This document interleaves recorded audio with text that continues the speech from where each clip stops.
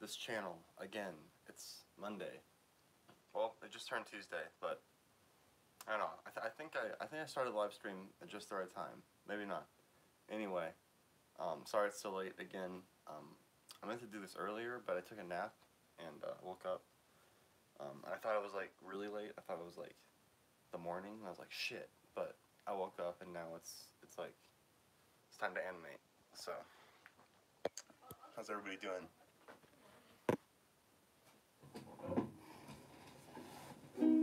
Mother Earth is dying, and when it rains, that big beautiful bitch is crying. We should everybody tell me what's going on. How's everybody's night going? Start stream at 1 a.m. Yeah. Why do you stream so late? I'm just like a night owl, I guess. Like, I find it a lot more productive to work like during like odd hours because you're not as tempted to like go outside and see your friends and hang out with people because everybody's asleep. It's like laser focus. Do you still do Lego videos? Yeah. That's what yeah. Oh, your night sucked, Justin. I'm sorry to hear that.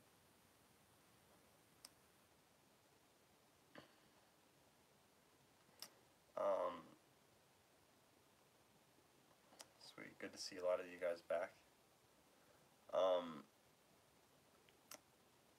Yeah, I'm actually in the middle of a shot right now. Only like a few frames in, but I'll start animating again in a second. I'm pretty exhausted recently. Like, I don't know. I need to like stretch. I need to like exercise. I've been like, I feel like I woke up from my nap and I felt like my muscles were like atrophied. Like I came out of a fucking coma, like a fucking coma that I've been in for like 5 years.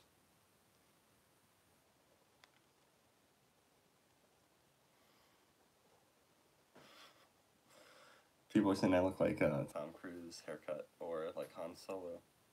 Which I'll take it. That's true. I'll take it. Yeah.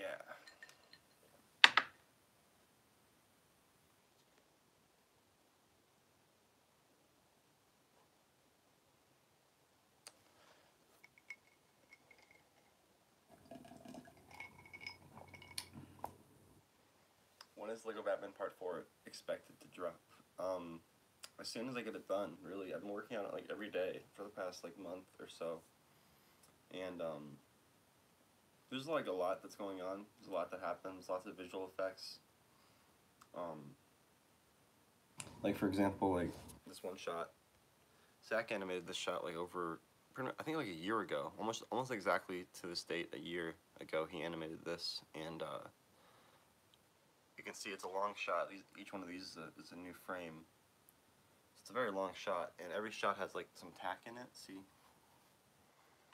So just every once in a while, I've been like working on this shot. Like if I'm just like trying to chill at my computer and work, this shot's a good one to go to because yeah, just a lot of tack to clean up. You can see all that.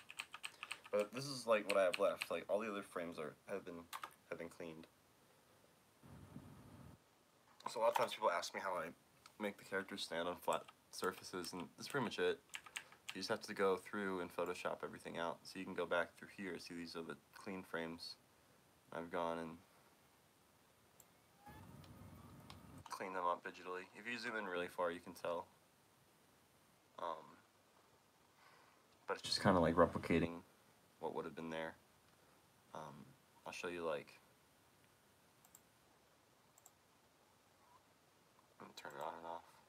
Well, that's not a good example, but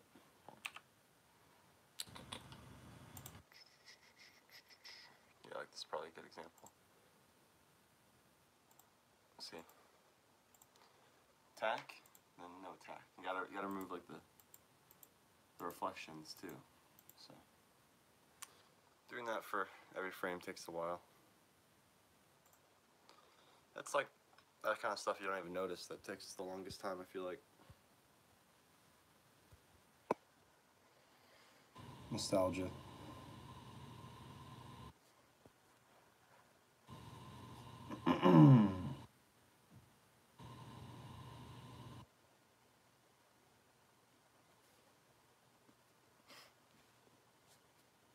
come you only do DC related stuff? Well, I don't. I do Marvel videos too, like the Captain America one and other ones. But my main focus is DC just because it's like my favorite out of the two. Yeah, I want to upload more as well. It's just every project I do now ends up taking me like a year because I put so much into it. I really want to jam pack it full of just like richness, and that takes a long time. Yeah, you're right. I probably should go to sleep, but I gotta do the stream. I feel kind of tired. I'm gonna drink some more coffee. I wanted to go to like the store, but now I'm doing my stream, so I don't really want to like take my stream to. I guess I could just like go into Quick Trip and just be like vlogging. Yeah, that'd be cool. I'll come with you and like hold the phone when you drive. Really? Yeah. You want to? Yeah. It'd be so great because like I need sugar, I need like an energy drink, I need like some kind of candy. Yeah. And a Gatorade. And I got Hot Pocket. You're a Hot Pocket. Oh. Oh, fuck. Oh. Oh my god. I know. Don't work coffee right now. Yeah, hit me. Hit me with that coffee. Thanks, babe.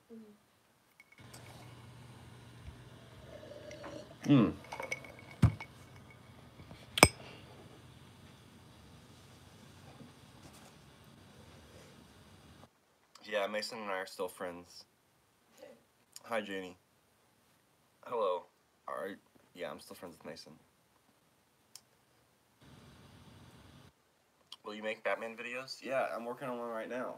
I've been working on one for the past year. Craig videos. You guys want Craig videos? No way.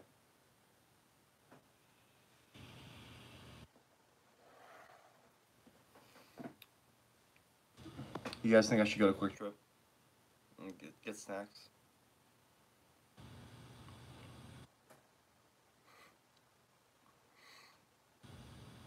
We don't still have the Craig hat. I wonder where that went. That should be like in a museum somewhere.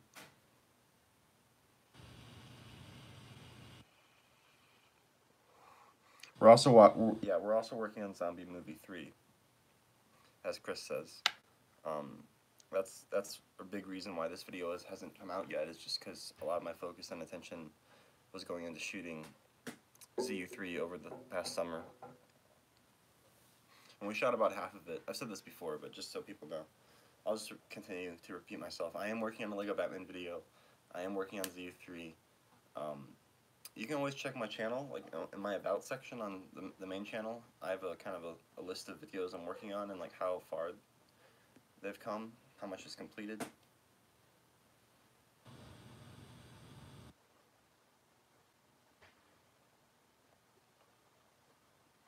I remember watching your videos in elementary school. I would always laugh because they were so funny. Oh, thank you, bruh. I didn't just say thank you, bruh, like his name is actually bruh. Bruh, to be exact.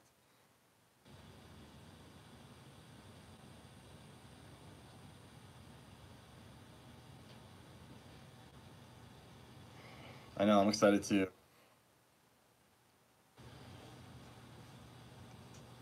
Are you gonna take a break after this video comes out?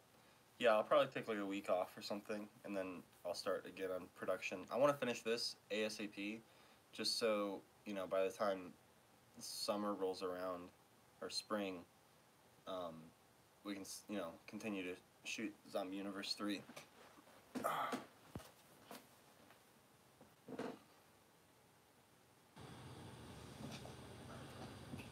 Mother Earth is dying, and when it rains, means that big, beautiful bitch is crying.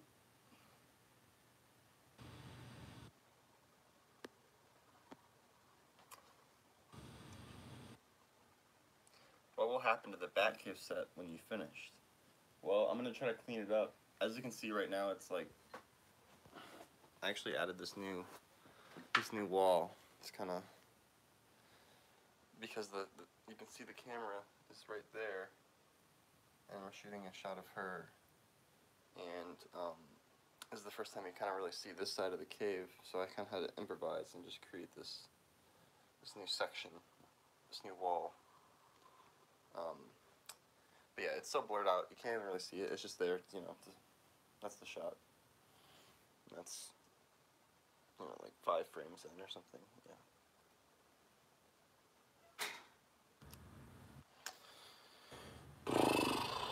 Yeah, boy. Oh, I'm sorry, babe. It's okay. Thanks, honey.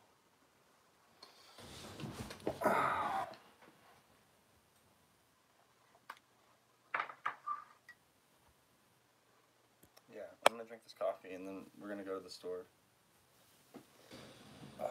So I can get jacked for this shot. Man, it's cold in here, babe.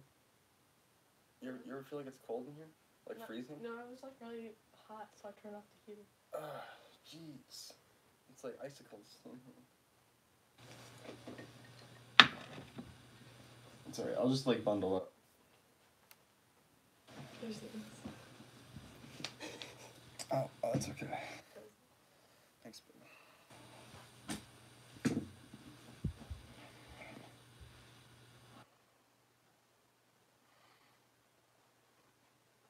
I think going to the store will be a fun adventure for everybody. It'll be far more exciting than usual. The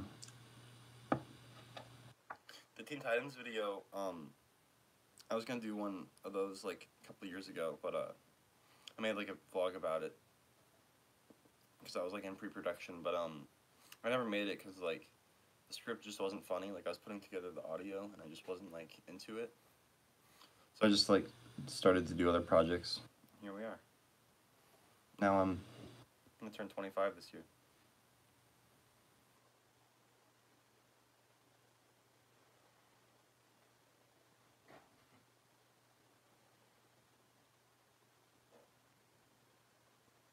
Lucky Enigma says your latest Instagram post is lit fire.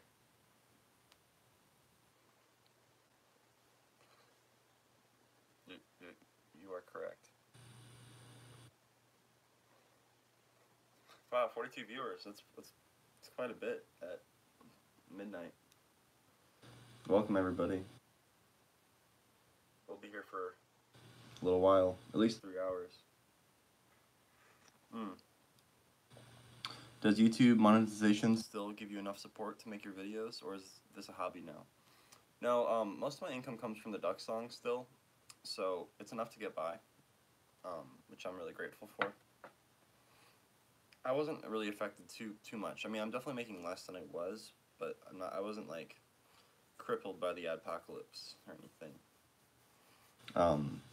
One thing that could happen is just like the duck song just gets flagged, you know, for like whatever reason, just like, you know, comments disabled or monetization disabled, and that would really hurt me. I would definitely have to find like just like a job with someone else if that happened. But right now it's going pretty well.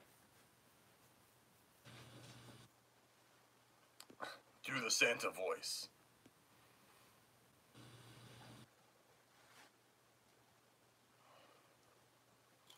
You should do it.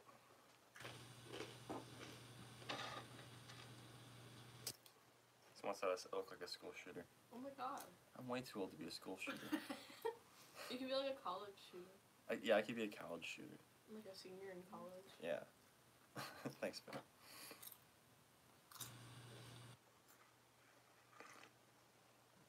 Maybe like that was held back like a couple years. Yeah.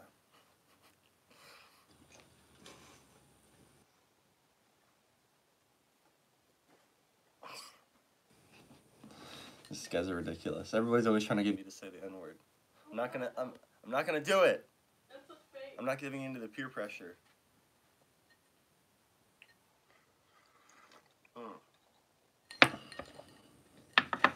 When like I first met like Aaron, like when I came to visit in July, he was Yeah. always trying to get me to say the N-word.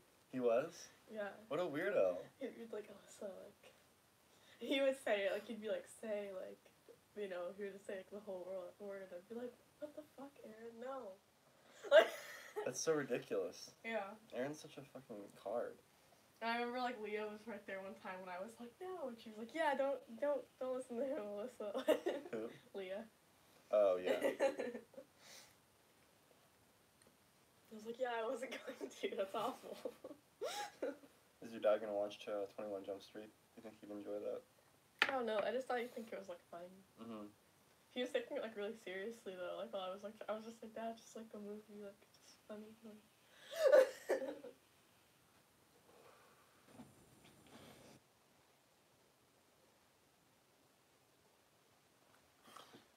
Yeah, I voiced Robin as well. How many canceled Lego videos are there? I don't know. I think I've canceled quite a few. There's like Lego Justice League 2, the Teen Titans video. There's one Batman video I was working on that I canceled before all that even. And then I remember one video I tried to do was the Dark Knight Rises trailer in Lego, and like the long one, and I'd shot like 30% of it, but I ran out of time before the movie actually came out, so I just canceled that. Oh yeah, and then also canceled the Ultimate Lego Race too, because just other things came up, other projects became more important.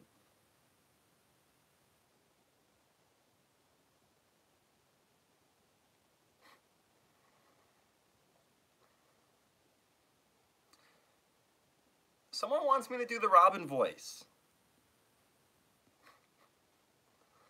There, is that good? Is that good enough for you?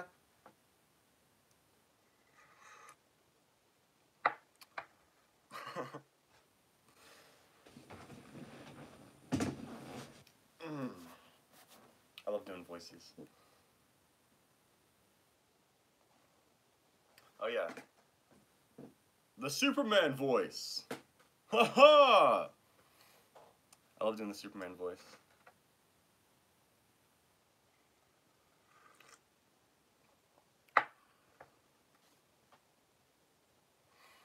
This guy says one time when I was younger, I was watching the Ultimate Lego Race at my grandparents' house and I got in huge trouble.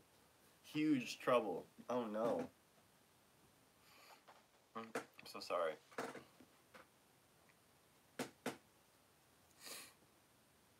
Are you not embarrassed by your old videos where you hum and make your own sound effects? I don't know, I feel like it's kind of cute. Like, 'cause I honestly, I didn't know how to make sound effects back then. Like, I didn't know how to download sounds from the internet and you put them in the video. So like all the sounds in those old videos, I would just have to create myself. And like I probably could have just went out and like recorded stuff, but at that point I was just so lazy and wasn't even really thinking about it that I just was like, if I needed a sound effect, I would just be like, I'll just make it with my mouth. I'll just make it with my vocal cords. So it's just kind of funny. But then I learned how to edit and stuff. Now I know how to download sounds and place them at the correct times.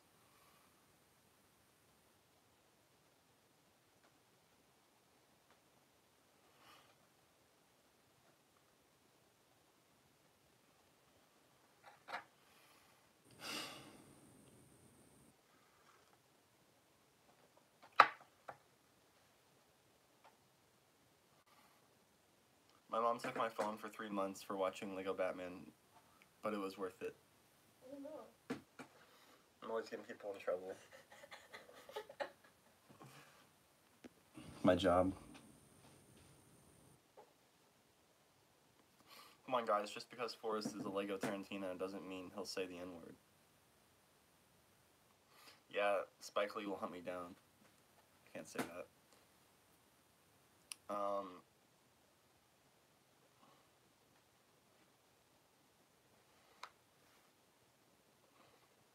I did have the N-word in like one video one time that I never actually ended up producing it, but it was like a character was like singing like the lyrics to like a song.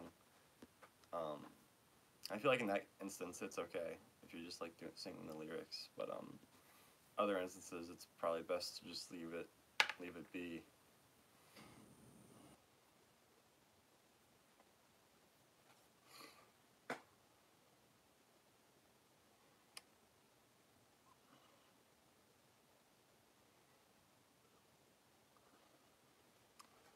Are you going to be a dad soon? Oh, jeez. Babe?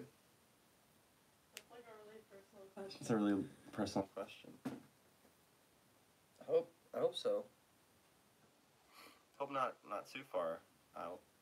I want to be able to throw a ball with my kid. Throw him that perfect spiral. I don't want to have to be like old when I'm raising my children.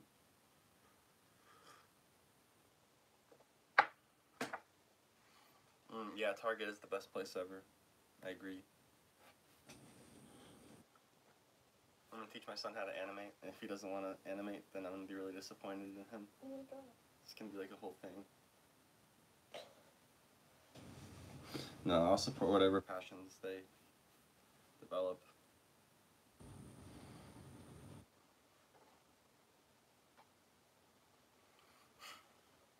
Baby, you look so pretty. Yeah.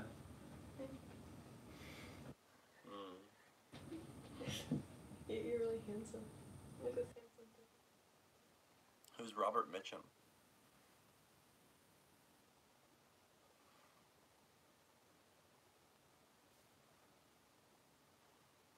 Do you have the golden play button? I do. It's over there. What inspired you to do stop motion videos? Your videos remind me of Robot Chicken.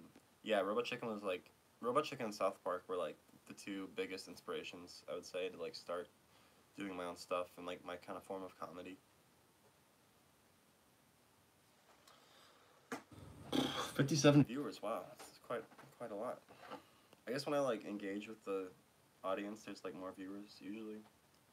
But most of these streams, most of the runtime is just me like animating, and you know, you can join in and watch me, or you can not. I don't expect anyone to.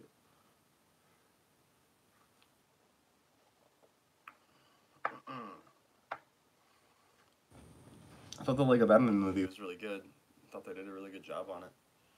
It was super enjoyable. I hope they make another one.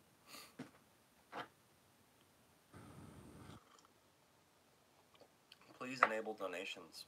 I don't even know how to do that. I just started streaming on YouTube, and I have no clue how any of that works. Should I let people give me money? Yeah. This is Cumsworth. Professor Cumsworth. He's a penis. He's cozy. I wonder, like, if I go to like my channel, my second channel, if it gives me options like that. Cause yeah, if people want to give me money, they should be able to. You know, it's only fair. God, it's so just chilly in here.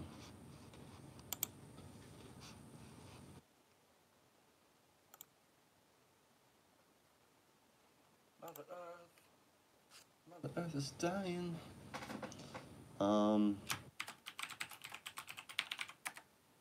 That's my password. Yeah.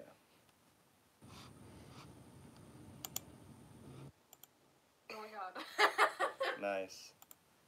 I was watching myself. That's so funny. Oh my god. Nice. Watching myself. That's so funny. Ew. What? My laugh. Like, Oh, your laugh is good. Can you have a water? This one? Yeah.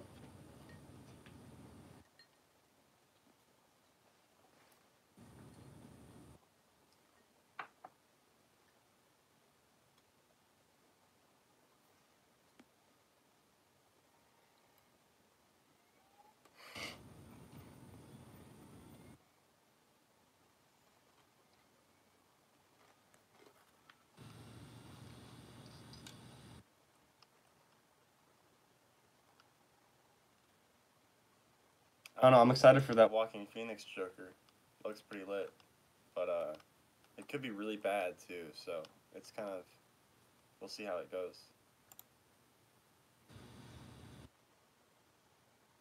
Pop out chat. Ooh, look at that. I'm learning so much right now.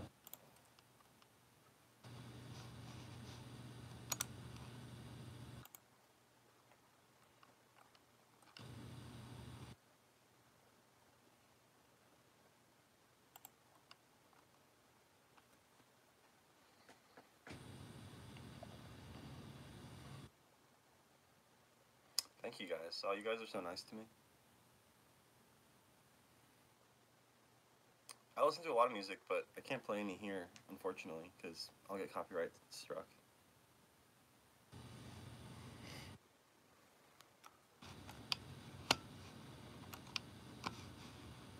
Yeah, I don't know how to enable donations. I feel like that's like, I don't know. I'll have to look into that. Because I would like free money. I won't turn that down.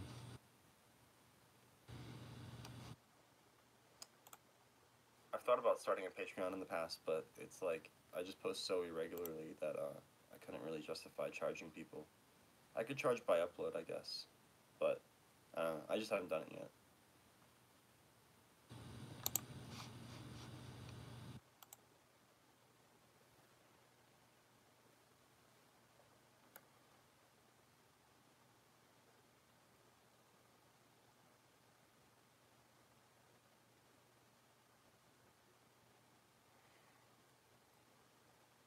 Some good ideas. People always have these good ideas on this chat.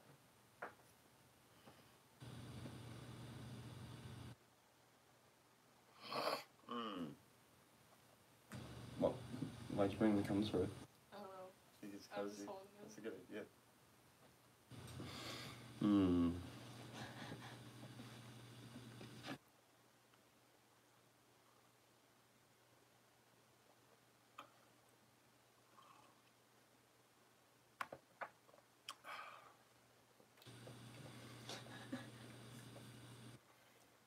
This chair is really dangerous because, like, its center of gravity is way off. So if you lean too far back, you'll just topple over. God, why am I still so tired? I need to, like, really wake up. We should go get energy drinks then. Yeah. What? Let's do it. Let's make it happen. We'll come back and animate this shot. Alright. Just gotta get on some socks.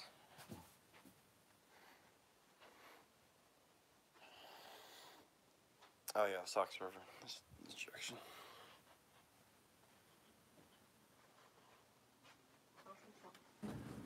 Yeah, thanks, baby. Is that my size? Yeah. Okay. Oh. Good.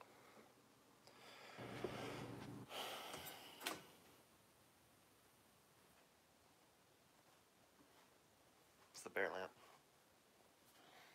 It's a staple in the horse painting. Okay, cool. You gonna vlog for me, babe? Yeah. Okay, here it. Thanks, baby. I have to put on socks. Gotta keep me posted on what people are saying. God, it's so chilly in here, babe. It's like a deep, like to your bones kind of cold. Oh my goodness. I'm gonna put, hold on. I'll vlog you putting on your socks. Yeah, I'll vlog you putting on your socks. Hold on anymore.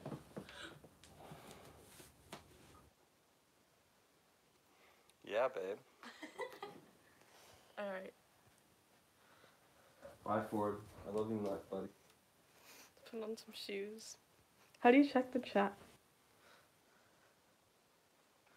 You kind of like have to swipe up. Oh, I can see it. Yeah, or like when someone types something new. Someone said that you have nice pants. Ooh, sweet. I thought my room was dirty, someone said. Yes, our house. Not that dirty, or anything. I mean, it's not like that clean, you know. It's not that clean either. But yeah, Pretty definitely could use a. Someone says our house is nice. Someone says Forrest's feet with like a bunch of like kissy faces. It's lit. Here, hold this for a second. Okay. I'm gonna bring my phone. Going to the store. Getting in a car.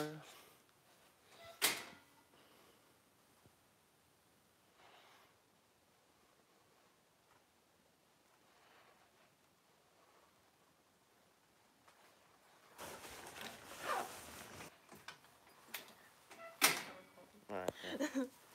Let's do it. making moves. Okay. Is it okay to like show like the outside of our like apartment? Yeah, I think it'll be fine. I don't think anyone's gonna identify this place. I don't think anyone like cares enough. We're not that popular. Yeah. I was like gonna say, I was like, If we were like Ethan and Hila, then maybe. But all this snow on the ground.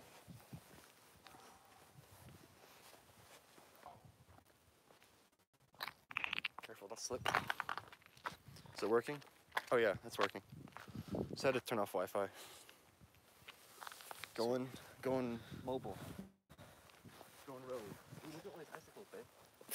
But how many kids these icicles are? See it? Yeah.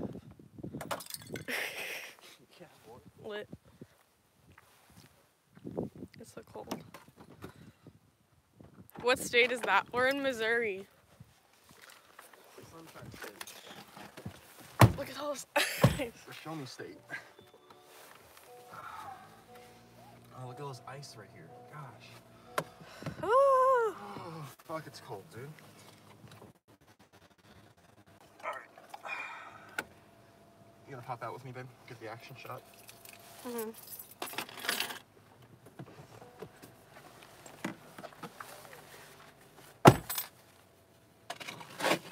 Look at Forrest.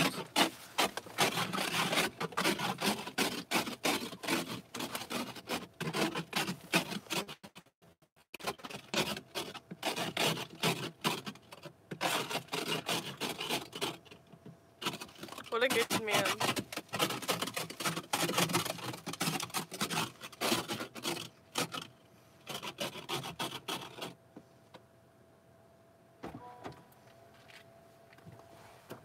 Fuck. You didn't get the action shot, babe. I'm sorry. You didn't pop out with me. Oh. That's okay. Did it look good? Yeah. Okay. It's really cold. Fuck. Is it really like colder outside though than it is in here currently? I don't know. It's like the equal amount of cold. Oh, fuck. Hood's up. Here we go. What are people saying? Forrest has big muscles. It's true. Guilty.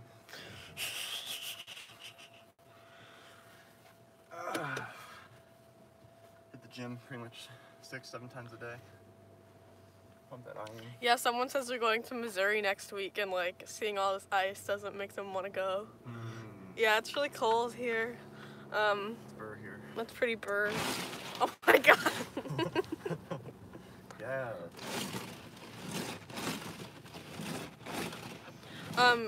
Someone has been asking like where Mason is like four times. Mason's at his house. Yeah. He's not here. But are we still friends? Yeah. Yes, yes we are. We're probably gonna see him tomorrow. Yeah, Taco Tuesday. Mhm. It's so cold, baby. When it gets cold, I turn into a hunchback. Trying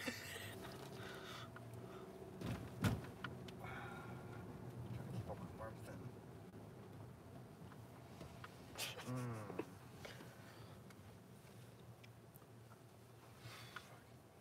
Whew.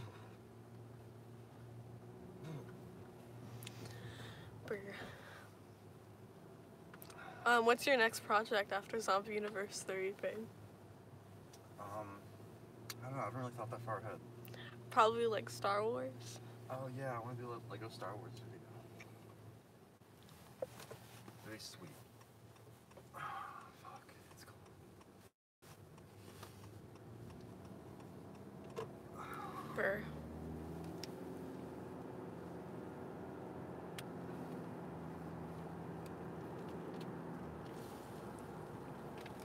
You ever see that episode of Girls where like Kylo Ren like jerks off in that girl's chest? You know, freaking Adam Driver. Yeah. There's like a scene where he like, like him and this woman are like trying to have like sex, but like it's not like working or something, so he just like jerks off on her chest. Mhm. And it's pretty hot. I've seen like a scene from Girls where like Adam Driver and like another girl like masturbate next to each other. Oh, why should just do like a Lego recreation of that scene, both, just with the Kylo Ren figure. Yeah. That'd be funny. Keep it simple. Here we are, quick trip. Definitely get demonetized after that. Quick trip. It's a safe place. Like that. Safe place. Unlike all the other places, Yeah. this place is actually safe. Will you ever ask Shane Dawson to voice Spider-Man again? No. If you wanted to, I'd be down. But Okay, here we are. I'm not gonna go after that. It's so cold. I feel like such a dork. Oh my god, I didn't mean to switch the camera. You're my door. How do you switch it back? Oh, you just tap it? No, hold on. There we go. Okay, sweet. Freaking millennials.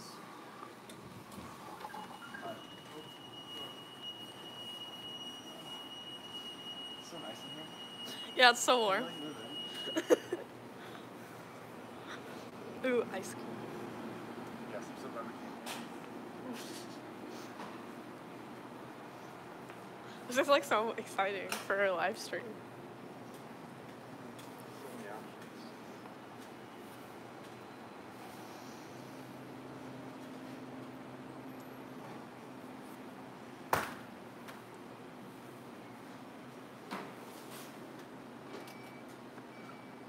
Yeah, I knew people were gonna dig this. Yeah, you hold us. I'm gonna get some like cranberry juice. Yeah.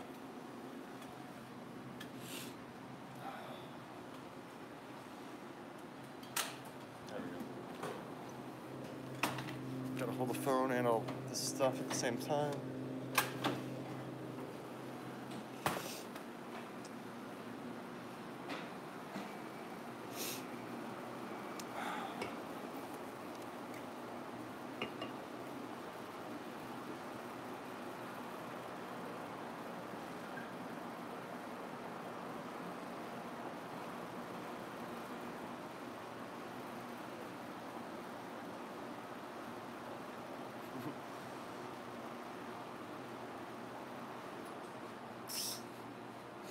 You guys are too much.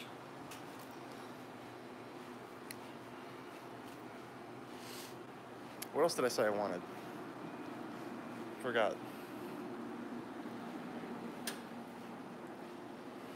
Some kind of snack.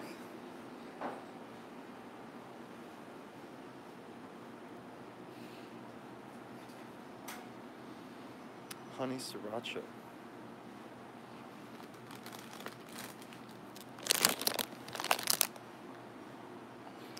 It's interesting.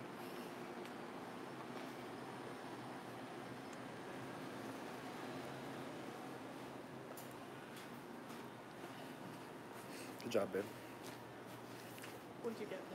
I got like this honey sriracha combos.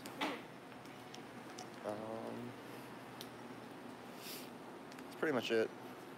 Can you hold this? Yeah. It's really cold.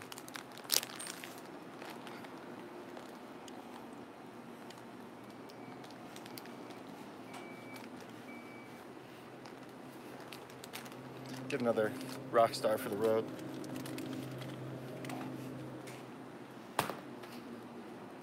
All right, I feel confident. Yeah.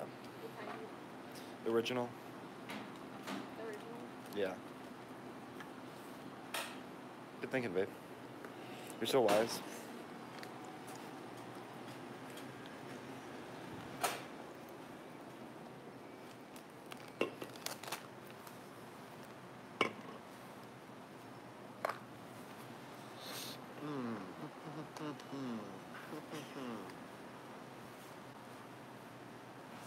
It's on my chapstick. Oh my god, I've been looking for this. It's on my jacket. That's ridiculous. Here you go, babe. Oh no. Is there anything else to know? No, that's it.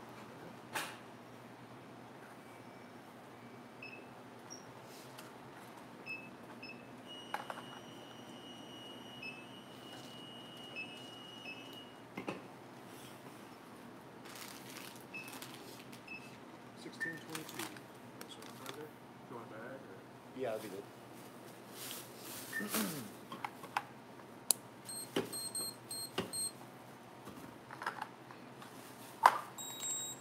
You didn't show me my pen and Bluetooth? No. Good.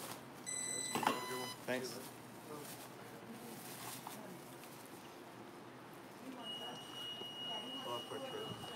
How do like regular like vlogging YouTubers like just like vlog their whole life, you know, and like go to, like I felt like such a like a dork. You get used to it.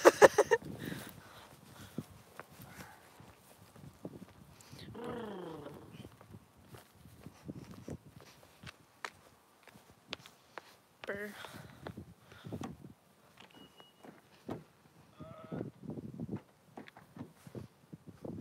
It's good.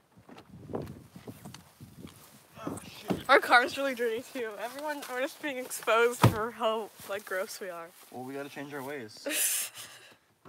No more excuses. Mm-hmm. Are you guys in like a warm place? Like, is anyone like warm right now? Like a warm like state or like country? Tell us stories of how warm you are. Yeah, to make us feel better. We can like live vicariously through you guys.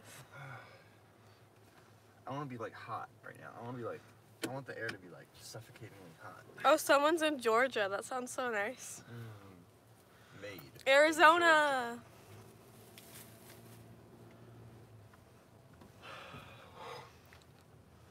There's a lot of film production going on in Georgia recently. San Diego, It's a California. spot. It's an up and coming spot for film.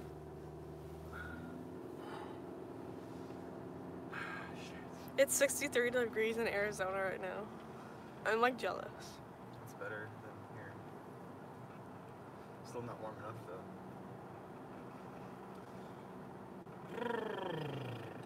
Ed, Eddie. You ever watch Ed and Ed? Yeah, I had like a nightmare about them one time, and like it like scarred me from watching it like forever. Understandable. it was like I don't know why it like freaked me They are out. pretty disturbing looking. A lot of cartoons are freaky looking. Nightmare.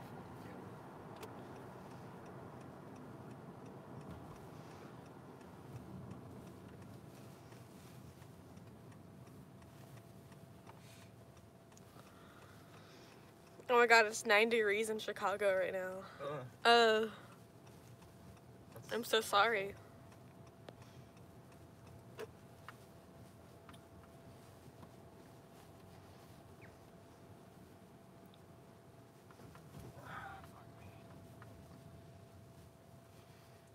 We're almost home.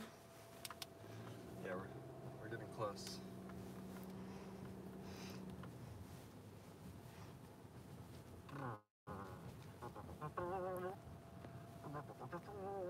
Any advice for a teen who wants to get into the film industry?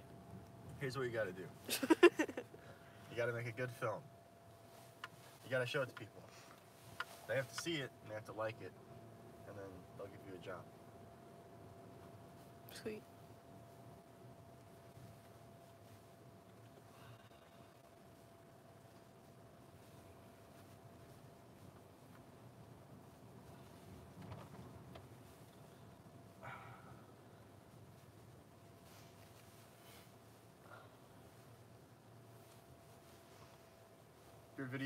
Your film has to be better than all the other films. You gotta be the best. Master Builder Jay missed our whole Quick Trip adventure. It's so sad. He was like, "Where are you guys headed?" We just went to Quick Trip. We're home now though. Look at this cool car. We don't know whose it is, but they live here.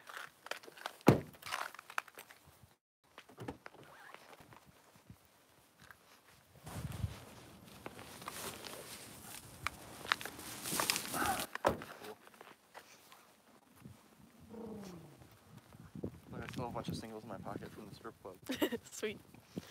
That was so sad. Yeah, that was like that was probably the worst strip club I've ever been to. I can't think of one that's worse. That's so sad, dude. It's so like dark in there, like dim. Not exciting. I know, like, and the strippers were so sad. Like, genuinely, like, sad. Like, I felt bad for them. I can't even really see them, but it's so dark. It's so dimly lit.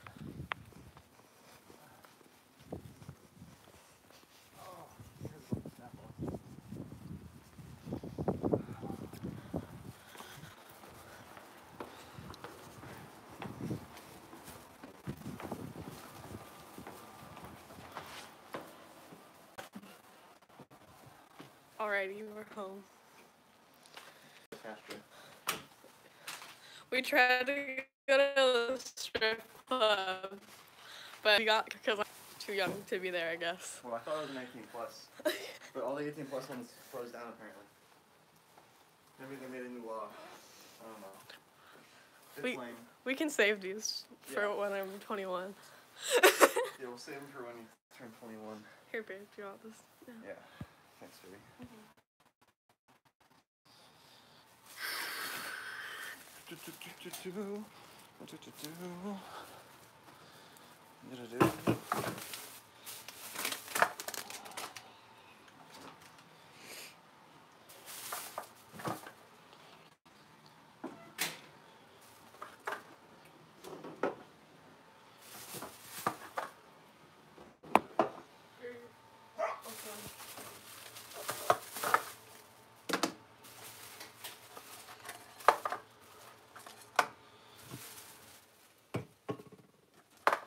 Good stuff.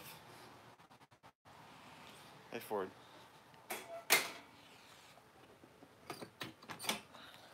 He's free. Want some water, buddy? A little bit of Wawa?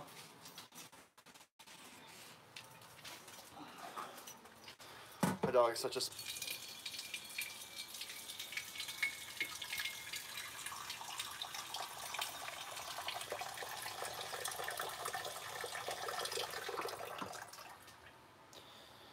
Yeah, I'll turn the Wi-Fi back on.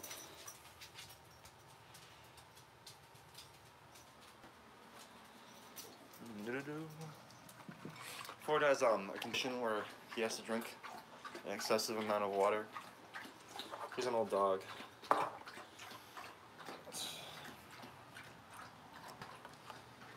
Brr. Brr, brr, brr. Brr, brr. Alright, I feel a little more invigorated now. Yeah, the cold definitely woke me up.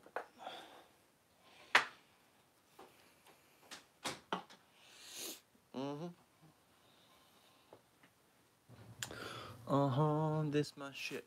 All the girls, they be like this. 2 times been around that track and I sucked the girl. And I ain't no holla back girl. I ain't no holla back girl. Do do do do do do. God damn it. This chair's so much shit in the way. Alright, there we go. A nice chair. I mean, it's not very nice, but it's the best chair I have.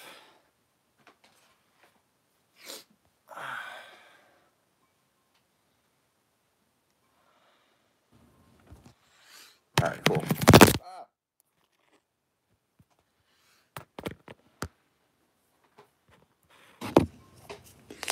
Yeah, okay.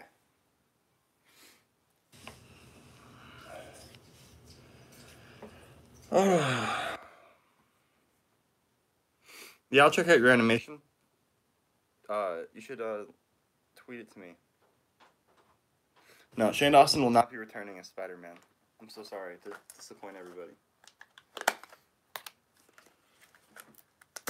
I haven't had Spider-Man in a video in a long time. But I think Keshin does a better job voicing him.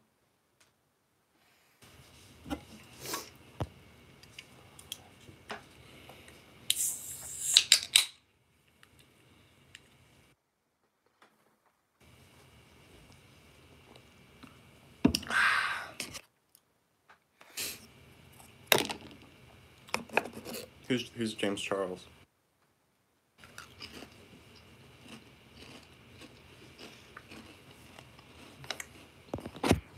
Alright, so yeah. I'm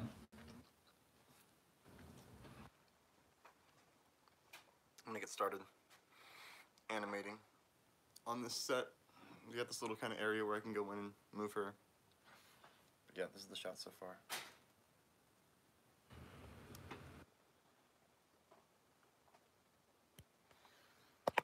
So, let's go. Let's get it.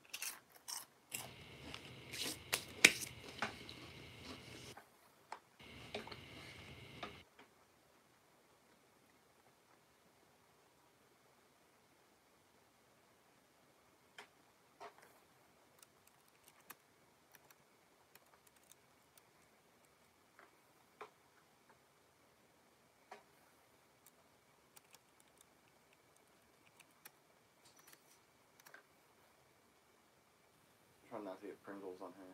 The animate. We'll see how that goes.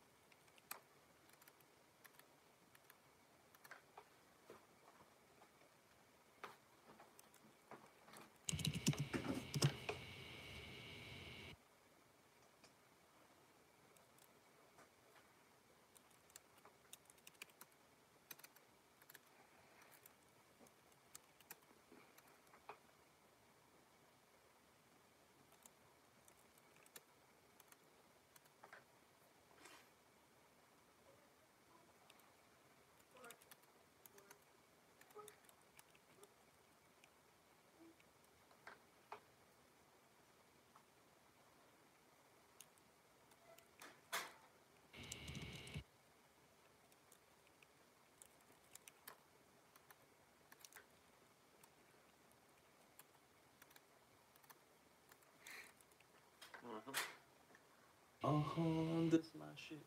All the girls that be like this. 2 times better run that track now. No better, ain't no how back girl.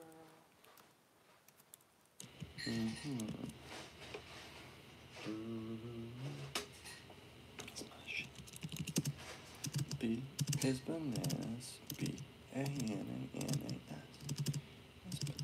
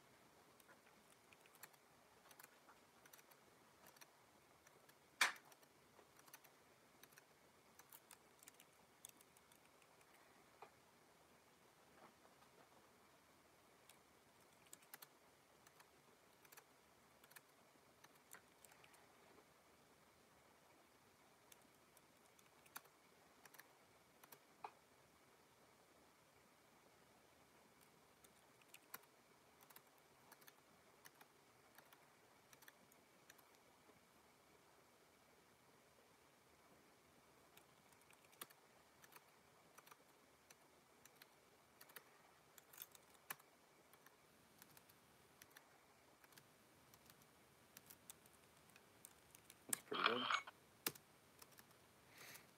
Yeah. 7 frames.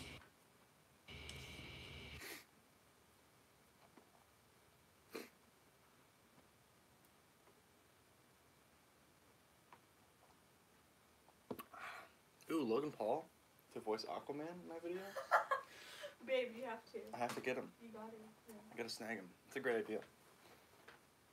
You gotta get Jake Paul in there too. It's hilarious.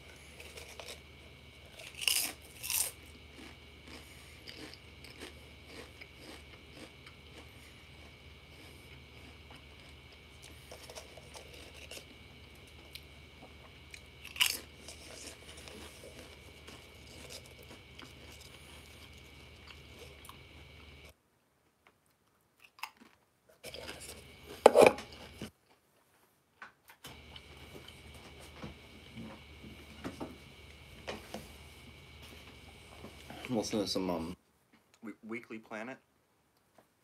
Guys over at the Weekly Planet. James and Mason. For about our costume design and production design, which makes it the comic book movie with the most Oscars. There you go. And people love the Green Book one, so people were just rapt. They're not though, are they? People, No. Spike Lee didn't like it. Yeah. Most people didn't like it. I think there was some good stuff and some not good stuff, as there is every year. But people also say that it worked better without the hosts because it just moved to the clip. Oh, see, I was not even aware there were no hosts. I actually watched some of it. Is there a because voiceover or something? They just were like, and now presenting the award for whatever, here's an actor that you know. Cool. And they come out and they go, this year's whatever is, film is I think fun. it's whatever. You know, in Hollywood, it's Wow. ideals and blah blah. But don't you love Seth MacFarlane, like, running through the history of cinema or whatever happens in the intro to the Oscars? I haven't seen that, but no. Okay, great. Don't like that. Great, good. I don't, but no, I actually Neil did watch Patrick it. Harris. Yeah, he's alright. Okay, Alright good. At times. Good. But I actually watched some of it, and it was fine, because I happened to be home and no one was home, which has never happened. Okay. And So I you're like, thought, I've got to watch something. Anything.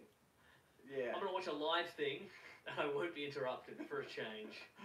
Any thoughts? Did you do it while eating over the sink? You better believe I did, Mason. Good. It's where I do all my thinking and eating. Yeah. And Oscar watching. Hmm. Okay, last bit of news. Steven Spielberg is rallying against having streaming service movies, in particular Netflix, being eligible for best films and such at the Yep, Oscars. The quote from Amblin Entertainment says, Steven feels strongly about the difference between the streaming and theatrical situation. He'll be happy if others will join his campaign when that comes up for the Academy Board of Governors meeting. Look, he's from a different era of filmmaking. Yep. But Sounds like an old Yes. man. Yeah, look, I get what he's saying. I do kind of see his point, and I mean a lot of movies only get a theatrical release so they can be nominated Yes. for Oscars. That's Yeah. the rules. Well, that's the thing, and like yeah. a lot of the Netflix movies, also like Roma, I believe, Yeah. only got a limited release, and then it was put on Netflix. Why is that a big deal though to release it in cinemas and then a week later put it on streaming? Yeah, Who cares? I also say that. A movie is a movie. Yeah. And also, I don't want to go to the movies.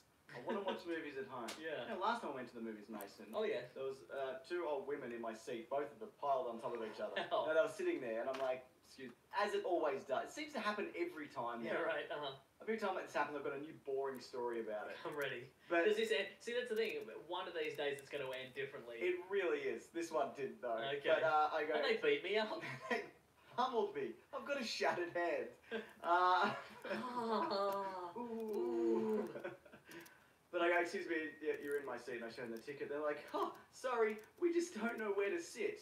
And I nearly went, you know, it's on your ticket. It's on I'm your like, ticket. This is not mine. They tell you. They They say you're in the middle. yeah. Here. It's just not, I'm not teaching that. Right. I went to Tanzania for 6 Yeah. months, Mason. I lost a lot of money. Look, I did all my teaching there. Look, they'll learn. Basically, they'll just follow the system of just keep being told to move until you end up in a couple of seats where you're no longer being told to move. That's your seats. Yes, that's right. Pretty great. Pretty great. So, but no, so do you think even, well, let's say streaming movies don't go to cinemas. Yes. Should they still be eligible? Or do they get their own awards? The streamies, the best webisodes. Look, I think, and the again, MTV Best Kiss or whatever. I don't know. Like, Are they eligible for that? I think. I'll stop, Yes. I'm sorry. Okay. That's. Yeah. Best bros. Best So are they eligible for a Spike TV Best Bro Award or whatever it is? Yes. Well, that's because that's the thing. Like, I feel like the difference between like a movie released on Netflix and a cinematic movie, I think there might be like a You should go to Twitter, Master Jai, or just email it to me at my email address. what do you call it? You know, a thing. You know, when it's like a Cheech and Chong? bias. A There's Toe a Jam and Earl. Toe Jam and Earl. You know, when there's a bias towards well, if it's on Netflix, it's probably kind of cheaply Yeah. produced and blah blah blah. And it's sometimes probably- it is. And sometimes it is, but I think if you are making it on, if you are spending big Hollywood budget, but even then, that's not a requirement that a movie is Oscar worthy. You can make a movie on the cheap, Yes. on video, you know, Yes. on old outdated equipment, and if it's a good movie and it gets a theatrical release, then you know, Yeah. why not? I think it's also I think it's unfair to release a film that's probably not going to do well and have it bomb, and you lose a bunch of money when you could sell it to Netflix. Yeah, right. And get a wider distribution. And that's also a thing. Like a lot, again, some of these movies that are Oscar eligible, they put them on in New York and LA yeah. and Chicago or whatever, and then if you're outside of that area, you can't watch these Oscar-nominated movies because they didn't get a wide enough release. Yeah. Whereas if it goes to Netflix, you can watch it anywhere in the world you happen to be. And I do. Cool. Often I don't. Oh yes. Did you see Roma? No. I also didn't see Yeah, Roma. but it's supposed to be very good, mate. Yeah, but sad. It's a sad movie. Yeah, Sad. you know, movies can be I sad. don't have time for a sad movie. No, I'll just watch Spider-Verse again. Yeah, I don't know. It's because it wasn't he also slow to pick up digital and stuff like that. But now he uses digital, so you know he's just.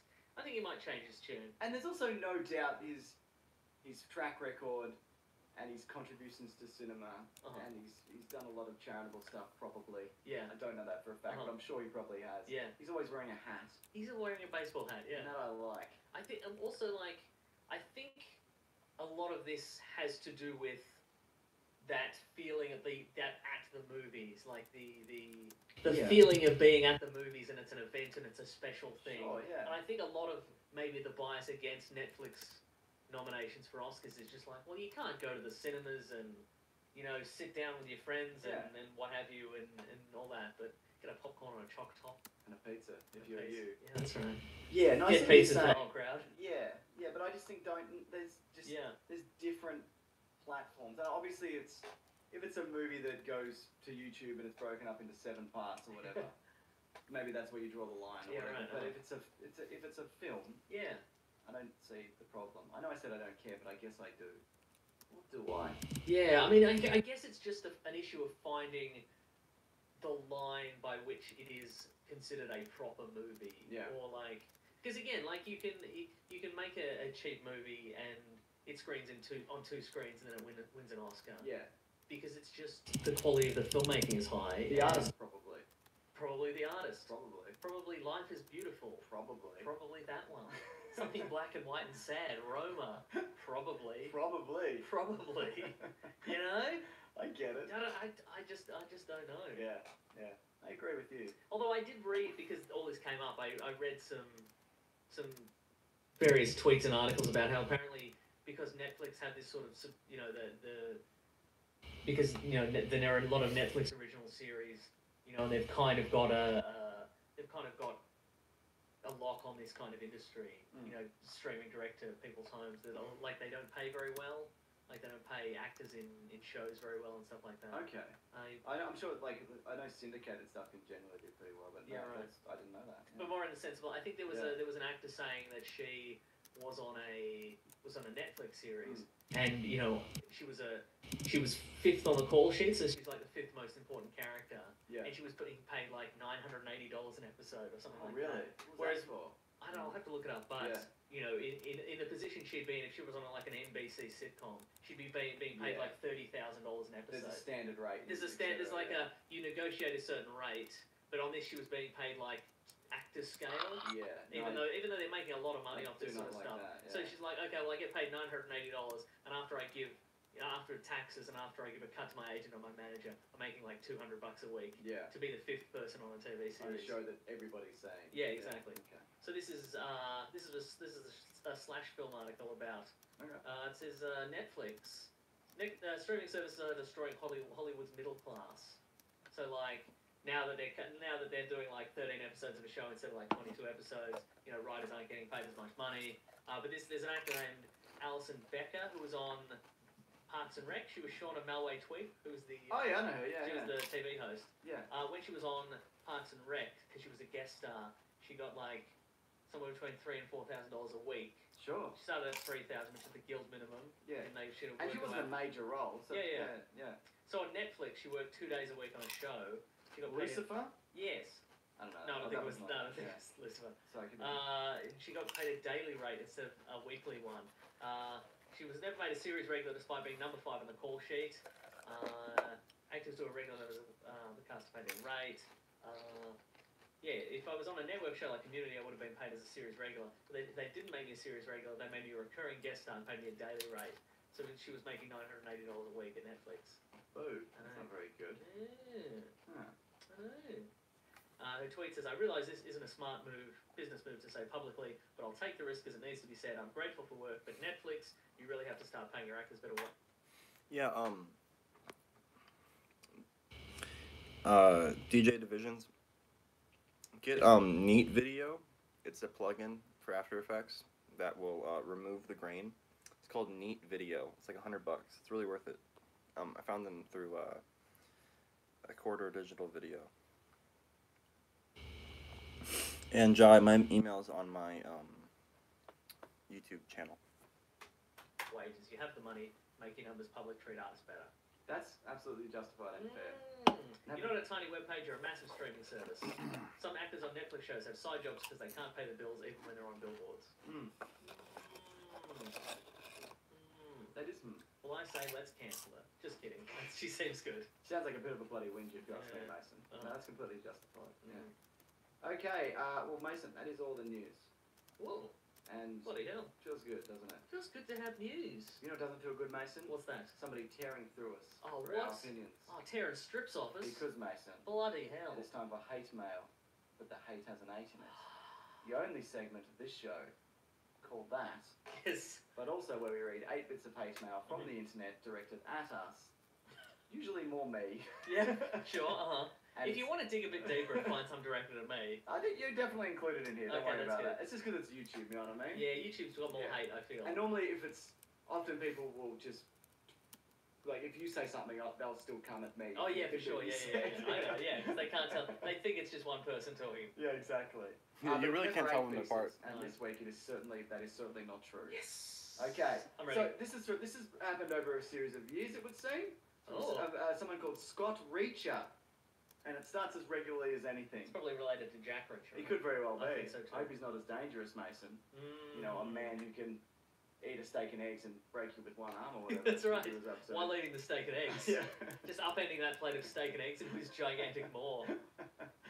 Scott Reacher says, but what if I want to see year one? I want to see year one. That's another video about, something about Batman movies. Okay, cool. Next one says, someone please tell me where the Skeletor dance video is from. I'm just painting a picture. I'm setting the scene. Wait, are these separate comments? These are separate comments. Okay, so this is all in the one video. No, this is a different video over a series of time. Oh, I see, Because right. you can click on a person's name and you can get the whole... Oh, okay, right. You can run a search so we can get the whole back So catalogue. this is back in time. That's the Yes. first thing he ever said was, Yes. what if I want to see Batman Year One? Okay. And then, what's the Skeletor dance from? And then this next one says, this comes across as very nitpicky and this episode feels very rushed. It was on a video about the most pointless CGI in movies. The next one is talking trash about Cutthroat Island. Real cool. Thumbs down. And did he give you a thumbs down? Gave me a Can thumbs you tell? down. Okay, Yeah, right. That's great. Did we emoji. say something mean about Cutthroat Island? I did in the review for Pirates of the Caribbean 5, I guess. Oh, I don't no. remember that. Yeah. I haven't seen that movie.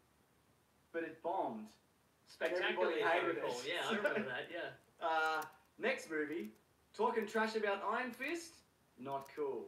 That's Thumbs the down. video where we talked about how Iron Fist is a Cool. dummy in his own series. Yeah, right. Next video Did is... he give you a thumbs down for that? Yes, he did. Next Hang video... on, what was the thing he said? He keeps repeating himself. He says... Talking trash about. Talking trash about. Okay, Yeah. right. Next one... Do you think that's his catchphrase? It might... He has a Not on different- my watch. Talking trash about this guy? Not on my watch. You think that's his catchphrase, but he has a different catchphrase. Oh, I'm ready for It will this. become very apparent. Next one is on 5 franchises that need to die. From that video, he says, how about 5 reasons Mr. Sunday movies need to be stopped?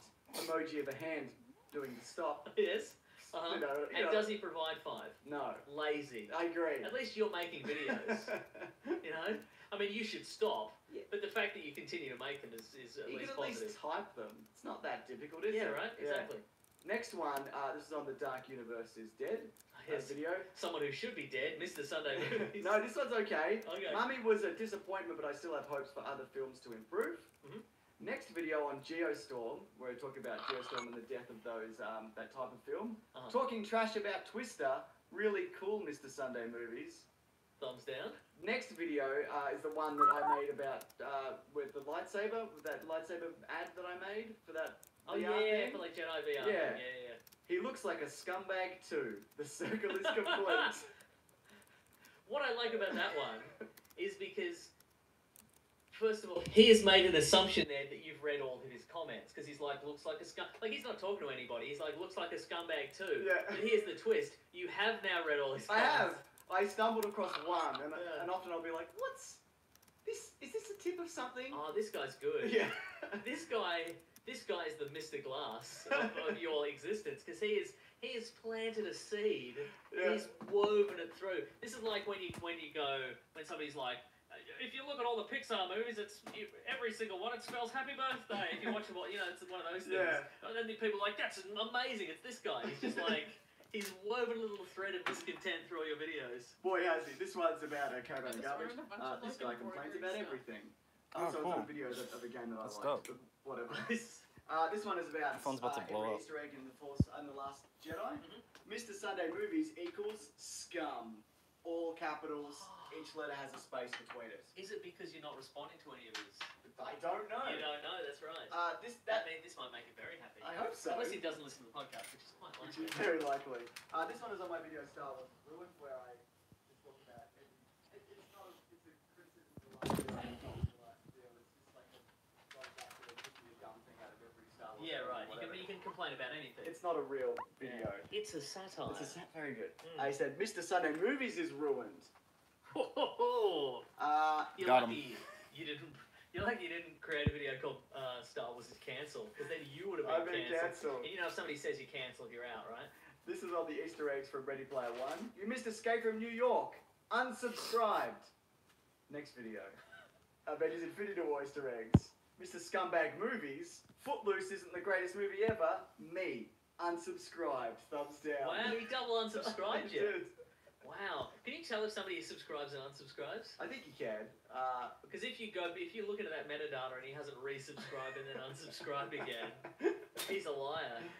Next video on the best 80s action movies. Temple of Doom doesn't have problems. Mr. Scumbag Movies has problems. Ooh. Winking face. Unsubscribed.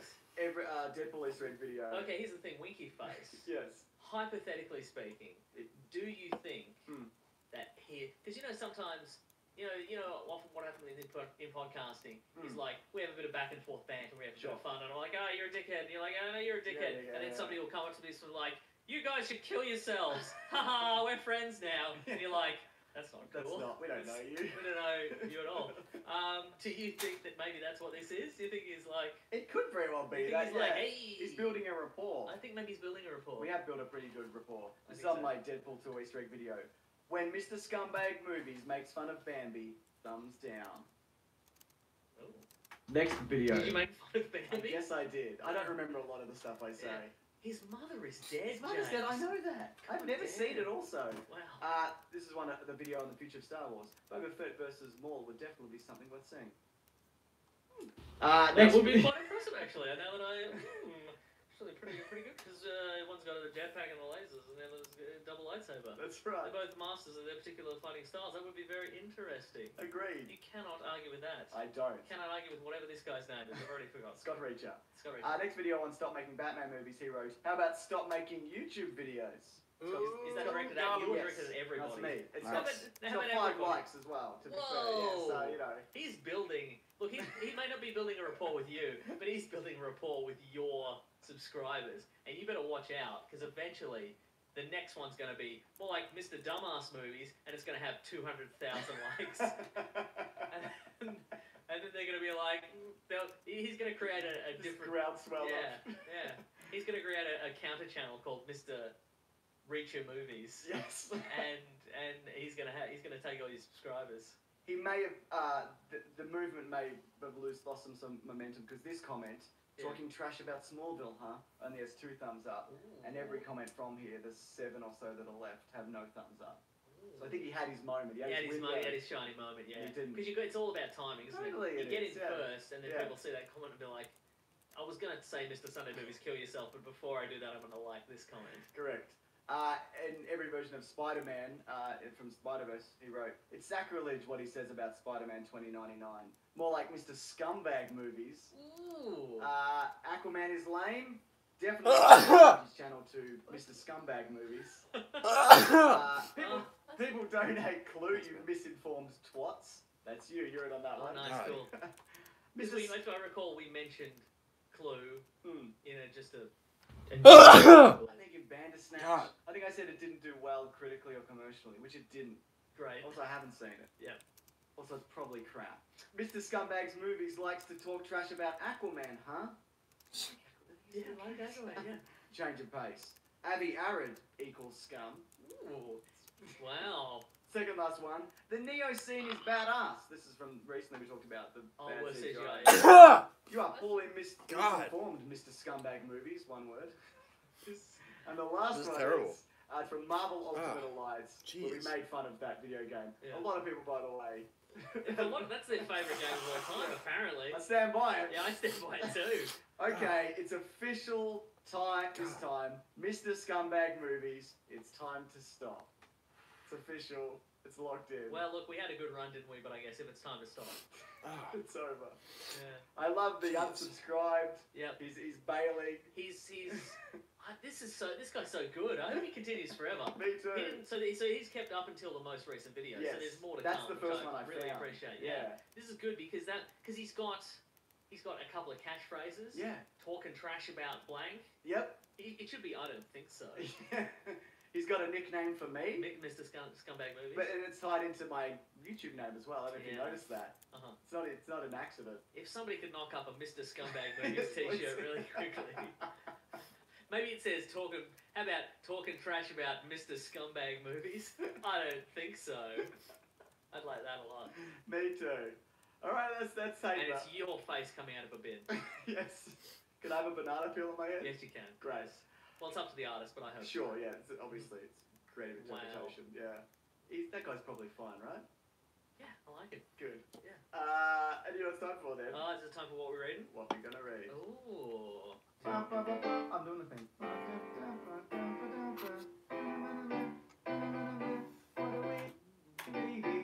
What are you reading? I watched Isn't It Romantic, or Isn't This So that's Romantic? is Rebel Wilson. Yes. She Rom-com. gets transported in the magical world of rom-coms. Is that Correct. what happens in that movie? And Liam Hemsworth is in it? Is that why you watched it? No, I did it on Okay. Netflix. All right and then. I watched it. All right. He's very good though. Yeah. You know what? The rom-com kind of went away for a while, and now it's Yeah. back, and there's some good stuff. Like I quite like Crazy Rich Asians. I Yeah, right. like this. It's not like this is changing the game, and I've never seen anything like it, and whatever. It's just like it's just good to watch something like this occasionally. You know what I mean? I don't have to talk about it in depth, and it's just a bit of light fun. There's some good jokes, and Yeah, right. you know, like Rebel Wilson, I like in things that she's in. She's good in Ghost Rider. Yep, she's good in that, and she's good in the Pitch Perfect movies. And she's good in that Australian TV show about the fake Big Brother house that she was in the early 2000s or something. Remember that one? The Wedge. I think she was in The Wedge. I don't think she was also in Fat Pizza as Tula. All right. Okay. Yeah, She's good in those Uber Eats ads. probably. Yep. She's good in. No, she's not in Bridesmaids, is she? I don't think so. I bet she'd be good in that. Yeah. She'd fit right into that cast. Uh-huh. What'd you watch though? I haven't watched anything this week. I don't think. That cannot be true. No, Are you doing early morning I did early shifts, so I've spent just working and then going home to bed. So you watched The Road. Yeah, I did watch The Road, but I do have Jupiter Ascending queued up on Netflix because You're not it's just. going to watch Jupiter. I think I might watch. I'm Get going to watch outta 5 here. minutes of Jupiter Ascending. Okay, that I believe. Yeah, I could watch 5 minutes of that. Doesn't he have like magnetic jet boots or something? Yeah. And he's a dog man. That's pretty cool. And he's a dog man. I've been watching a lot of videos from Patrick Willems on YouTube. Oh yeah, he's good. Yeah. We're watching two guys who've been doing videos for a long time, but I've only just discovered, which is Patrick Willems, Yes. who does movie. They both do movie like analysis, Yeah. and Dan Olsen, who's folding ideas. Okay, I don't know that. Both great, Okay. both enjoyable. But now I'm at the point where I've sort of, with folding Do you need ideas, I've sort of toothpick, caught up. Yes. So now I'm just like, put out another video. Put out another video. Boom. Talking trash about putting out another video, are you? Mr. Scumbag Movies, just give him that name. Yeah, nice. That's fine. In a way, we're all Mr. Scumbag movies, aren't we? I So just, I've been watching those, yeah. just got this on Twitter because we like to throw it out there what we're going to talk about during the week. Luke says, "Can you please mention Titanfall 2, James? I love that game, and I want people to see the geeked beast of the game. Geeked best, greatness. Might be greatness, yeah. Or geeked beast. It might be the Gate Beast. It is a great game, and it's got a wonderful single-player campaign, Yeah, right. and you should play it if you haven't. It's probably super cheap now. You should get it actually, Maybe or I'll get borrow it. my copy. Okay. You don't like to borrow stuff because you're afraid you're never going to return it, don't That's you? correct, yes. I feel that's if I gave it to you, you'd Yes. take it, I'd take it, sure. but you wouldn't do a borrow. But you'd never give it to me. I absolutely would not. That's what I thought. You're Mr. What about Scumbag what's the movies. yeah, no, right. What's the deal with Anthem? What is that? What is that game? Okay, in a nutshell, Yes. it's a looter shooter, which is basically a game that goes forever, and you just grind away collecting stuff and upgrading your guns and different colours. Does it have a plot? Yeah, there's a thing and it takes over a thing, but you're the whatever and you need to get in. Because it looks good. Yeah, okay, so technically there's parts of it that are good, like the flying. Have you played it or you No, just... and I never will. Okay The then. flying and some of the weapon stuff is good, but it's this empty world that mostly looks the same, like it's either you're in a cave or you're flying past a mountain or whatever. You're right. And it's broken in terms of like the systems that it's set up in place, and they pay to get better stuff, and the load times go forever, and it's basically everything that's wrong with these ongoing live service video games that have been coming out. But the thing is, there's been a lot of them. Yeah. And BioWare, who made like Knights of the Old Republic, they made Mass Effect series, which are beloved games. Yeah, and so people are like, what are they working on? You know, this is going to be their magnum opus. Yeah, right. But because they're magnum opus. Thank you. Because they're under the banner of EA, people are like, were they forced to make this or whatever? And will it just be loot boxes? Yeah, and yes, it is. And so this is... And it's tanking hard. Oh, is this a single-player game, or is it... No, it's mostly one of those online forever games. I don't care for any of that. See, that's the thing, because I feel the same way about maybe this, and like, I also... Destiny? Do you remember? Yeah. It's also a worse version of Destiny. Yeah, right. Because they look... I love the aesthetic of them, which is this kind of like... These kind of space warriors, and they've all got like... capes and this like beautiful armor and all these. They all and look. The scenery looks amazing. Yeah, and they all look great. And I'm like, man, what would imagine like a gigantic like space opera? Yes. Like kind of futuristic, parallel universe, weird galaxy. Like that would be incredible. But it's not that. And you build a single player campaign around those pretty solid mechanics. But that's why you should just play Titanfall 2. Because if you want a weird future with cool robots. What if I want a cape though? You don't get that. Sorry. I want to fly around with a cape, but I'm also a robot. You will not. Aww. You will not. Okay, so don't play Anthem, is what you're saying. Absolutely not. Unless you can get it for free, in which case still don't. Wow. I haven't played it. Some people are probably really loving it, but the general consent... I've watched a lot of videos on it, and because I'm hoping this is the turning point for video games where they just release a video game and you play it. And if you want to unlock something, you just do a thing in the game to it. Like... Spider-Man PS4 was a lot of that game I liked because if you want this suit, we'll do this mission and find this thing, and you get it. It's not like pay $20 and you get the super duper whatever. Yeah, right. And there's pay DLC, but I don't mind because it gives you an extra however many hours. And there was things in that game where it's like, okay, if you want the Spider-Man, if you want the original Spider, like the track pants and hoodie Spider-Man suit, you've got to take photographs of all the stuff. Yeah, and it tells you what you need to do specifically. But also, like, if you do that, you learn stuff about Spider-Man. Exactly. You go, okay, that's his first web shooter, and that's where he went to his first date with Mary Jane or whatever. Like, you take photos of stuff, and it's a learning. It's not just like, just grind and eventually you get it, you know, kind of thing. The problem is, though, because these games, when they do well, they make... like pigeon catching. That's a nightmare. That fucking... No. No, thank you. Oh, once you get the hang of it. Yeah, right. But... These games, when they do well, the model is the most successful form of video games you can make. Like Grand Theft Auto Online, which is, it's an always online, forever experience and whatever. We'll talk about it's the most profitable piece of media of all time. Yeah, right. But because there's a lot of these now, and this is a worse version of Destiny and the one where you're in the city and it's crumbling or whatever, and you dudes with guns and you've got to run through. Little Crumbly City. Little Crumbly City. What's that one called? People... Like, also, a lot of these games, they release them and they're not finished. And they're like, well, we're going to build it around what the community likes, and then in 6 months we're going to make new campaigns and raids that you can come and do. Right. But just make a game. Also, they've been working on this for like 6 years. I don't know how it's this bad. Right. And especially from such a good company. And even like the storyline, because BioWare are known for their storylines. Yeah, right. Those Star Wars games are some of those well-regarded Star Wars stuff that's been ever made. And I don't know what...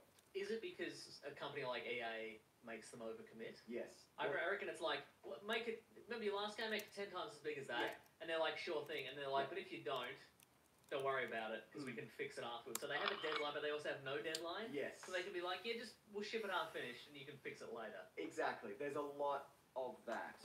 And I know I'm not alone in this, because, and also this is showing... No, you are alone, James. Oh, no. There's not even anyone in this room. The indie market for these single player games that thrives because a lot of people like this stuff, but a lot of people just want to play a good single player campaign. And maybe there's a multiplayer stuff that you dip your toe. That's what I want. I want a bloody story in space, and I'm wearing a cape. And I've got a laser gun. Well, you should. Respawn, who made Titanfall 2, and recently released that the competitive. plug my phone in. Apex Legends, which is also an EA game which came out a week before this. Yeah, right. For free. Uh, So people are playing that's the that. thing. That's the thing. People are like, what are they working on? And it's like, it's a free-to-play multiplayer. And Whatever. I've played a little bit of. I'm terrible. I'm like, I'm never gonna get good at this. I cannot. And that's a multiplayer. That's a massive multiplayer. And free, and it's not the same thing because it's more your Fortnite. Everybody's in an arena and you shoot each other. Yeah. But you've basically crippled your own game. Yeah, that's amazing. You released 2 things within 2 weeks. It was the same game essentially. Yeah, I mean they're not the same game, but a lot of the same market is. Yeah, right. You know. So if you want to play a competitive online thing, you play the free one that's good. Yes. I mean. Or it could play the bad one that's expensive. Oh yeah. See? I didn't think of There's that. 2 sides of every coin, isn't there? There is, yeah. There's 2 sides to every story. Yes. And that's the end of the story. That's the end of this story, but it's not the end of the letters thing. Oh, we're going to do letters. It's in fact the start of the letters theme. Currently is. The classic one was the letters, oh letters, we love you, so letters, they're only a day away. They're here right now, we're gonna do letters. They're here right now, we're going to do letters. I agree. Yes. If you want to reach the show, hashtag WeeklyPlanetPod on Twitter, also weeklyplanetpod@gmail.com. No Send this. an email over to Mason, he'll find An airmail. an airmail, yeah, if you want to do that. I'm going to look for a letter right now. Do you want me to read a tweet? Please. Okay, this is from I love Jack sugar. ST. Oh, thank God. Scrappy Gang. Thank God for sugar. Alright. Say Woo! That's just the username. Hey guys, love the show. Was watching The Office and an idea came to mind. Would you guys like to see an Office/Parks and Rec style show set in the Daily Bugle with Bryan Cranston as J. Jonah Jameson? Cheers. Yes. Agree. We did get, what did we get? What was that picture? Powers. Powers. I mean, Powers, Yeah, we got that recently with Vanessa Hudgens and Alan Tudyk Yes. of the Tudyk Tudyk universe, which I watched 1 episode of. And it So was I guess fine? it was fine. So I guess I would like to see this, but unless it is very readily available to me, I probably won't watch it. Yeah, which Powers wasn't. for No, us, I guess it think. wasn't, yeah, because we had to steal it off the internet or whatever. Yeah, So- whatever we did. And now it's kind of disappeared. You think it'll be on Netflix or something at this point? Yeah, I haven't seen it I don't yet. know who made it or Yeah. whatever. Yes. This is from Google, security alert. Okay. New device signed into weeklyplanetpod@gmail.com. Oh no, from which device? New Windows device. Is that your wife? Might have been. When was it from? It is. Thank you, Chris. 8:30. Today? Yes. Oh no, that was me. Okay, cool. Yeah. Alright, just checking. Well, that's my letter for this week. Just kidding. I'll find another one. This is from Riley Jones. It says love mail, but love has an 8 in it. Love it. Hi, James and Meso and Charlie. He's not here this week. You've messed this up really badly. Right, this is Riley Jones. He's a fellow Melburnian geek, and he's been writing to people I think are great lately, and so now it's your turn. Well, that's Yes, very nice. about time. I know, right? It's something my lovely wife has taught me. Sadly, she's battling stage 4 stomach cancer. That sucks. Yeah, I know, exactly. Diagnosed last year. But discovering a wonderful podcast has been great for me and the kids, so that's nice. In case you're wondering, I definitely played the cancer card in the previous paragraph, and hopefully it encourages you busy young men to finish my stupidly long email. Yes, it did. Very tricky and great. Thank you for calling us That's young right, men. yep. Anyway, my wife is super nice, and so I took a leaf out of her book and tweeted Lexi Alexander recently to let her know I think Punisher Warzone is awesome, and she retweeted it as an example why Twitter is sometimes nice. That's great. Yeah. And that is a good movie. Yeah, I agree, yeah. He's the best Punisher. Yeah. The main thing that encouraged me to write you is that James referred to winning movie fight regarding getting short round back for Indiana Jones 5. I Gosh, thought damn exactly right, the same thing and wrote about it last year as well. He's got a blog. It's Rilestar, RILESTAR.blogspot.com. So maybe check that out. Awesome. I'll link it below also. Yeah. That's really nice to send a nice thing. Yeah. We never get nice things, Mason. But I always think that's a good thing to do. I always find, like, if you have, especially with, not us, but like actual artists. Yeah, real It's people who do real Real things. people do real things. I find if you like what somebody does, Yeah. you should tell them. I agree. Yeah. You know what? We should make that a thing for people this week. Yeah. And if you should message, not us. Yeah. Message. We know we're doing the Lord's work. Don't even worry about it. I mean, yeah. Oh my God, it's the Weekly yes, Planet, that's you know? what he mean. Yes. So, Yeah, I think that's cool. I might do Yeah. that as well this week. also sometimes, like, a lot of artists are like they're teetering right on the edge of like Correct, losing their mind. So just saying, hey, I think what you do is good. And a lot of the It's good. stuff is also because there's a thing also for reviews. More people are inclined to write a bad review than a good review. Yeah. Because when it's good, you're just like, yeah, it's good, and then you never kind of Yeah. But when it's bad, you're like, I'd like to speak to I'm your gonna tell manager. everybody I know. Yeah. Exactly. Yeah. So I think that's really great. And I think it is positive. good too. Thank Maybe you, not Ryan. even an artist. Maybe anybody you think is doing a good job. Yeah. Tell them it's a bloody Maybe a good- sandwich artist. Yeah, that's right. Mhm. Unless it's a Subway sandwich. I had a really good one this week. I don't believe The you. bread was so fresh. I think you must. Just out of the oven. The guy was like, "This one's just come out of the oven." It's not even bread. It's like sawdust and water. Yeah, it's good though. No. All right. I'll take their money though. Yeah, if you would. Oh, that's right. They gave it all to a pedophile. Now listen, Mason. You know, how about this? People should send in like screen caps of nice things that they've sent to people. Yep. And maybe there'll be a prize. Ooh. And we'll think of something. We'll get something out of the prize cabinet. Don't open that door. Okay. You'll be attacked by bats and raccoons. Look, I don't want to give anything away, but James has been working on a magnum opus for a while. His particular, I'm not going to tell anybody what it is, Sure. but it's like a video that he's been working on. It's on his own personal time. Yep. It's something he's very passionate about and he's working on it. And he's like, hey, check this out. And he opened the cabinet over there and he emerged with a weird rubber mask. The spookiest thing you've ever It's seen. very spooky thing. And I'm like, and he's like, this is for the video. I'm like, all right. You've gone mad. Yeah, good stuff. Also, when that arrived, I went, this is the last thing I'm buying for this. I've crossed the line here.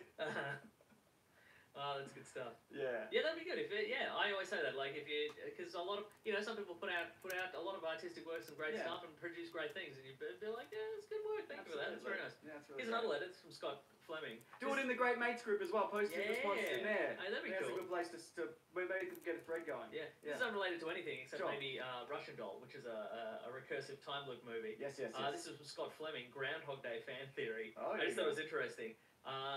I was watching Groundhog Day recently. Came up with a little theory about the film that may not have been said before. The theory is that every time Phil goes to sleep or he dies, he doesn't reset the day when he wakes up, but he instead shifts into a parallel dimension and keeps going through an infinite number of multiverses until he learns his lesson. My evidence for this is the autopsy scene where we see two people examine Phil's body long after he's died. The world clearly continues after his death, as opposed to just resetting, or the autopsy would never happen. Therefore, I believe his mind shifts to a parallel Phil in a parallel world, and the world he's just been in continues on, which is actually pretty disturbing when you consider some of the things he does during the film. Oh my god, that's great. That's good, isn't it? Right? That is a fantastic. That's idea. good. I don't know if that can be definitively said yes or no, because I haven't seen Groundhog Day in a while. Sure. But I love the idea that there's now thousands of parallel universes where just a Phil has just gone on a Absolute tear. he's just gone. Is that his name? Phil Connors. Yeah. He's just gone on a rampage Yeah. and stolen the groundhog and driven off a bridge or whatever to his Just punching fiery people in the death. street. Yes. Yeah. Yeah. So great. There's a sequel. There's got to be a sequel in that. Like, Yes. maybe I don't know. All the Phils team up. To murder. No, wait, they're all dead though, aren't they? They're all dead. He's taken over their body and killed them. Yeah. I don't know. Oh, you know what? It's the inhabitants of those towns attempt to track down the original Phil, whose consciousness has been Through time and through space. time and space Oh, because he that's ruined their towns and their worlds. Wow. You know? I love that. Yeah. How about this? When he shifts into a parallel, the next dimension, he leaves a black hole behind. It just starts destroying their world. Like there's the autopsy, and they're like, "Well, time to put this guy in the freezer," and then they open it, there's a black hole. They're like, "Ah!" It's a Langoliers situation. It's a Langoliers situation. Whenever he leaves, that universe is destroyed. So it's all the remaining remnants are in like apocalyptic scenarios, and they're like, "We're going to track this guy down and kill him before he destroys the multiverse." That is absolutely wonderful. I love it. I'm making that a video. Yeah, let's make a video. One more tweet Yes. from Lamp Monster. Ooh. Jason Kirk. Mhm. Do you think you could Do you think you could defeat in physical combat the most famous person you share your first name with, and who is that person? Oh. Okay, so for both of us, I looked up on famousbirthdays.com. Wait, so it's birthday. Famous names, but I went to famousbirthday.com because it ranks them from the most popular. Oh, I to see. least popular. Right. So for me, I've got James Charles, who's a big YouTuber. Did you find him? Probably. Okay, give me all the names, then we'll decide. James Corden. I would kill James Corden. Yeah, you would kill James Corden, yeah. James Franco. I think James Corden earlier in his life, Yeah. might be able to take you, but I think Yeah. he's softened up a bit. I agree. I think you can take him now that he's rich and famous. And he's Definitely. always carpool karaoke or Yes. whatever. Like, he'd get out of the car, he'd be like, thanks everybody, carpool karaoke, and then he'd open the door and he'd just slam his head in the door a whole bunch of times. Does he do that, or is that Jimmy Fallon? I can't remember. No, he does that one. Okay. James Franco. I reckon you could, well, yeah, I reckon you could take him. Franco. I reckon you could beat You think I Franco. could beat Franco? Yeah. I think He's a lot of strapping, these right? also. These are Hollywood types as well. Are they real Yeah. fighters? That's the I thing. mean, I'm yeah. not. What am I saying? Yeah.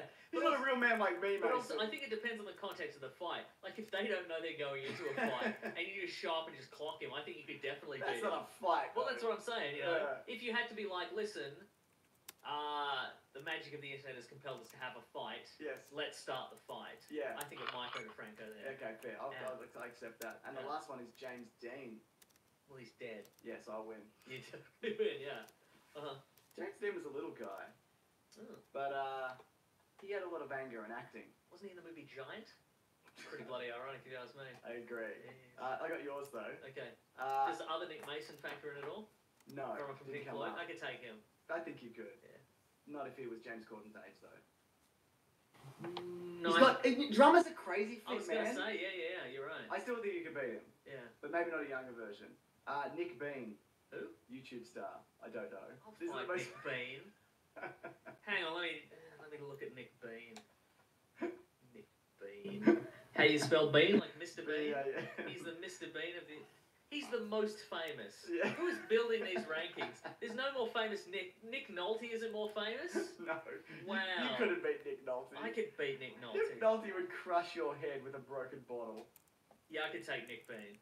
Yeah, you definitely could. He's got 1.3 million subscribers, but Yeah. I could take him. Yeah, if it was his subscribers versus your subscribers, yes, he would win. He would win. Yeah. It's a fight. But also, if it was our subscribers, because you feature a lot on the YouTube channel, That's true. I'd say our audience would, a lot of them would be older. Yeah. So we could just beat up a bunch of children. Exactly. That's absolutely. I'm sure Nick Bean's very nice. And Scott could get in a few. I reckon he'd be good in a scrap. Definitely. Yeah. Scott from NerdSync. No, Scott, the guy who complains about you all the time, Mr. Scumbag. Oh, Movies. yeah. I also want Scott from NerdSync. Okay. All right. Who are the other famous? Next one, you've One got... better be an actual famous person, because it's Nick Bean does not count as a famous person, quite frankly. Nick Crompton. Oh, of Jake Paul fame. Yeah. I can take I'm Crompton. surprised you knew that. Yeah. I knew I could explain it to you. No, I Nick can get Crompton. it. From his famous line, I'm Nick Crompton, no, I'm not Compton. We Yeah. know Nick Crompton. We know Nick Crompton. And- Is that his first name? Yes. Nick? Okay. And England is my city. Yeah. You're from England. Yeah. You know it's not a city. Yeah, you could crush him. Yeah. That's Yeah. a very short fight. And the last one is Nick Jonas. Like, don't think you could take. Oh. Fit. Yeah, he does does look look fit, fit, doesn't he? People saying Batman. Or That's true, yeah. Dick Grayson. Yeah. I don't know if you could. Or maybe. I wouldn't want to fight Nick Jonas. He seems nice. Seems alright, I would doesn't he? fight the other two. No hesitation. I would clock him straight away, just out of nowhere. Nick Bean, you know? Yeah, Nick Bean. You're not a Nick Bean is not more famous than Nick Jonas. You're not a beaner? I'm not a beaner. You're right. Nick Bean is probably not more famous than Nick Jonas. Yeah. Wow. There was a lot. Like looking at yours, I'm like, there's a lot of YouTube people on this. But there's, a lot of YouTube people are technically more famous than famous. I guess that's people, probably true, yeah. People probably know more who PewDiePie is than Brad Pitt. I'd imagine. That's true. now. I mean, I guess, Yeah. and also like Brad Pitt, you kind of have to be searching for Brad. Like if you're a person who's on the internet, you have to look for Brad Pitt to find Brad Pitt news. But like, And who's his brother? You look it up. exactly, you look it up. Exactly. Yeah. But yeah, you're right. PewDiePie or whatever is just like. It's just you turn on YouTube, he's in your face. Yeah. I read a really good tweet the other day that was, everything I know about the Kardashians was forced upon me. Yeah, right. Exactly. Which is very true for a lot of things. It's like Mhm. I wasn't looking for this, but I know it. Yeah, right. Yeah. Anyway, that's the show, Mason. What a show! If you made it this far, this probably wasn't forced upon you. No. Or it is in Yeah. your captor is slowly You're a- undoing your What boundaries. motivated Or you're a you? long-suffering partner. That's probably true. To Somebody who- all of a we sudden can go live to stream bed, yourself. We can go to bed in a second, they're going to wrap it up. Oh wait, they're Um, doing Hey Mail, there's an extra segment. just a way to keep no, people they'll do that and then Informed they'll do... about what's going Oh, on. yeah, this guy... Oh, they're going to crack the 2 hour mark. Mace only does one letter normally, but he's found a second one. That's a shame. Oh, keep it going. Now they're just going on and on and on. There's not even any point to this, but as soon as they're done, we'll go to bed. Don't even worry about it. Yeah. Anyway, thanks everyone for listening, including long-suffering partners. We appreciate it. Absolutely we do. Yeah, just if you're a long-suffering partner, just let your partner give us a 5-star review and tell their friends. And Yes. tell your friends as well. Absolutely you If you should. wouldn't mind, we'd bloody appreciate it. Give us a nice review. We definitely would. Oh, that'd be so good. No, it'd be the greatest day of us, for us. It'd be the greatest day of us and for us. Yes. It's late and hot in here. Late and hot, It's- as it is now. After every this, day. we'll go outside where it'll be less hot and less late. Punch a dart. Yeah, let's punch some darts.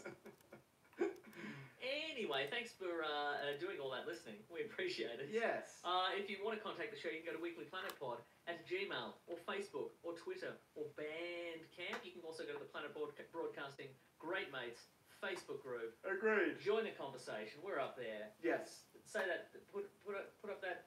Say a nice thing about somebody. Put it in the group, like we said. Absolutely. That'd be great. Yes. You can also go to planetbroadcasting.com. You can listen to all the other podcasts on the Planet Broadcasting Network. I'm going to name a few. Serious Issues, comic books. Yes. Two in the Think Tank. Insane sketch ideas every week. Agreed. Bloody Batch Bitch. They're talking about The Bachelor, but they're talking about so much more. Things, yeah.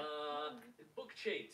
Primates. I was an episode of Primates this week. Yeah, I forgot. mentioned that earlier. With Matt Stewart and Cass Page from Sans Pants. We talked about the Umbrella Academy. Very We're good. into very, very deep detail. A lot of spoilers. Really got right into it. It was a very fun episode. I had a good time. Deep dive, deep chimps, right? Deep dive, deep chimps. That's their slogan, and they stick to it always. stick to it exactly. I'm right. working on it.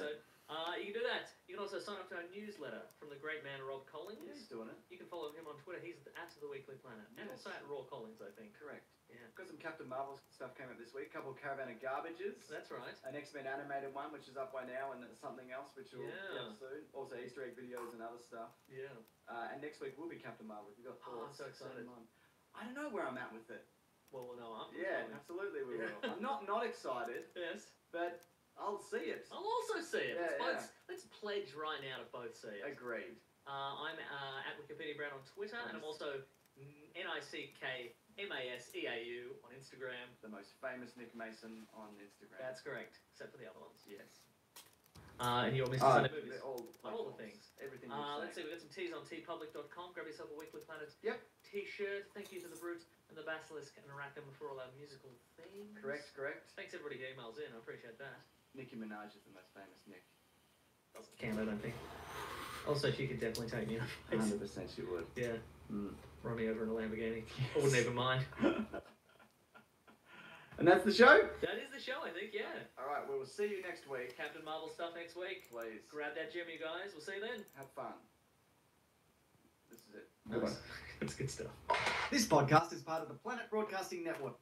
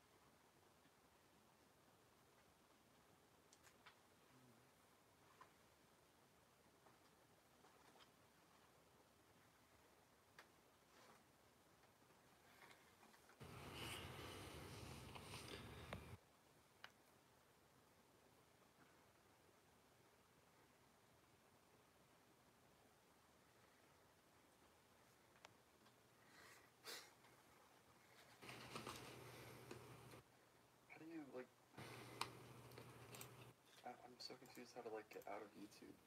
Yeah, there's like the way YouTube is now is so confusing.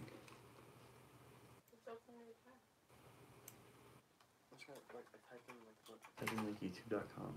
Oh, let's see, it's studio.youtube.com. I'm just trying to go to YouTube, like there we go. Sweet. Watch this robot chicken thing. Probably racist. Hey, maybe Star Wars is really about the Kenobis, not the Skywalkers. I think I just blew my own mind. Ooh, what if Rey's Palpatine's daughter was Padme? Gross. Oh my gosh, that's gross. Oh my gosh, the Millennium Falcon. What are the odds? Your droid is really chatty and racist, I think. Chewie, we're home. Trailer moment. Good trailer moment, though. Maybe right at the end. Hey, how come Chewbacca's fur didn't get gray? Looks like we've got some stowaways. Did you really have sex with Carrie Fisher? She said yes in a book. Don't you dare wipe away before I get an answer. Tell me everything you know about the map. You merely adopted the dark. I was born in it. Oh, wow. You are the spitting image of Harrison Ford crossed with Carrie Fisher. It's uncanny how much...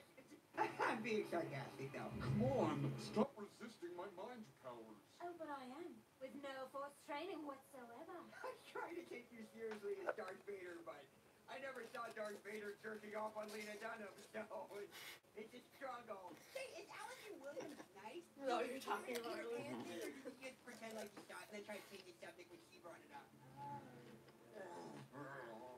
Yeah, I didn't see it either.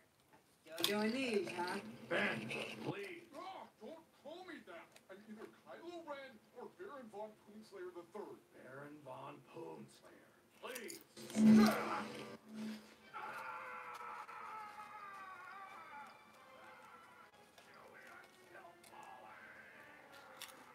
Han Solo's got to have a tougher strength than this. Oh my god, that's how he died! I know! Enough with the wife!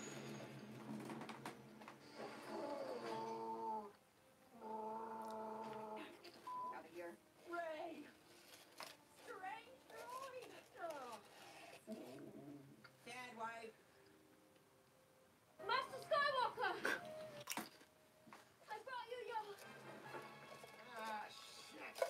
Sorry, I was cutting off a log.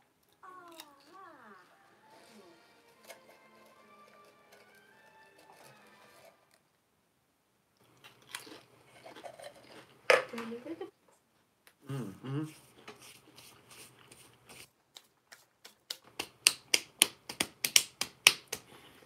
Pizza time. I'm missing you now. I'm missing you. Since you've been gone away.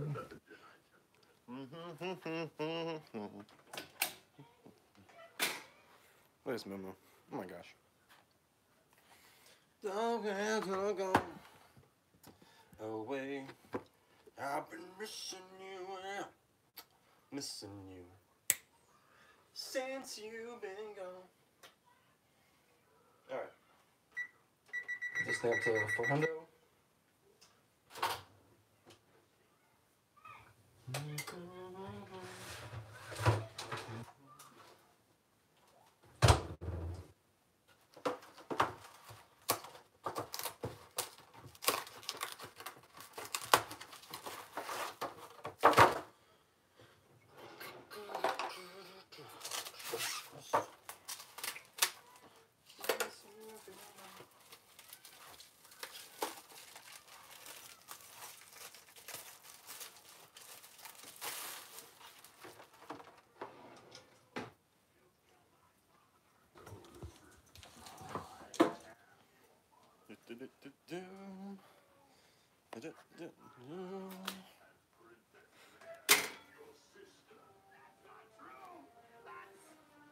Improbable. And the Empire will be defeated by Ewoks. That's very unlikely. And as a child, I built C-3PO. And the Force? Well, That's just microscopic bacteria in your bloodstream called midichlorian. Look, if you're not going to take this seriously, I'm out. I sense you have a sister. If you will not turn to the dark side, perhaps she will. No! Leia will never turn. Wait, Princess Leia? Yes, and I'll stop you before... Shut up! Just shut up for a second. I need a major timeout here. Can I help you find something? I need an I'm sorry to daughter card. Can you be more specific? I'd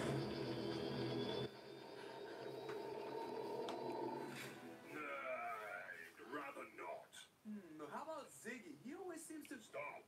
You had me at Ziggy. Leave it to Ziggy to sum it up perfectly. Hey, dummy, we'll call you Darth Matt from now on. As in, what do you call a guy?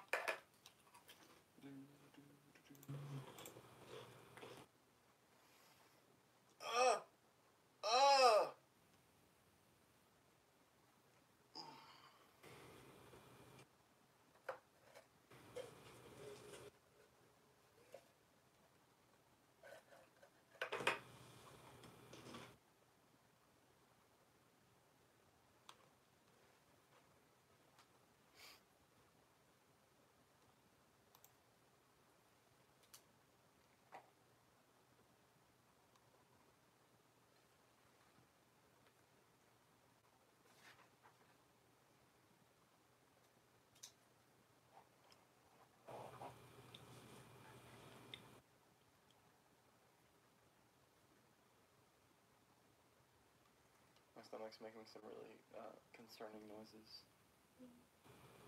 Really? Are you hungry? No, I'm just like, I think my stomach just sounds weird.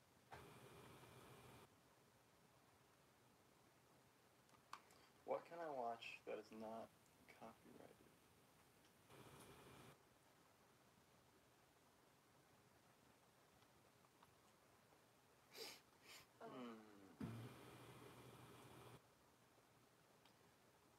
Did the Lego Movie 2 flop? I didn't realize that. Now that Oscar season is over, I think it's time to revisit a film that unfortunately feels like it's already gone under a lot of people's radars. The Lego Movie 2. If you know me, you know I, like most people with a heart, loved the first Lego Movie. It was a breath of fresh air, completely utilized every bit of potential, it was clever and at times hilarious.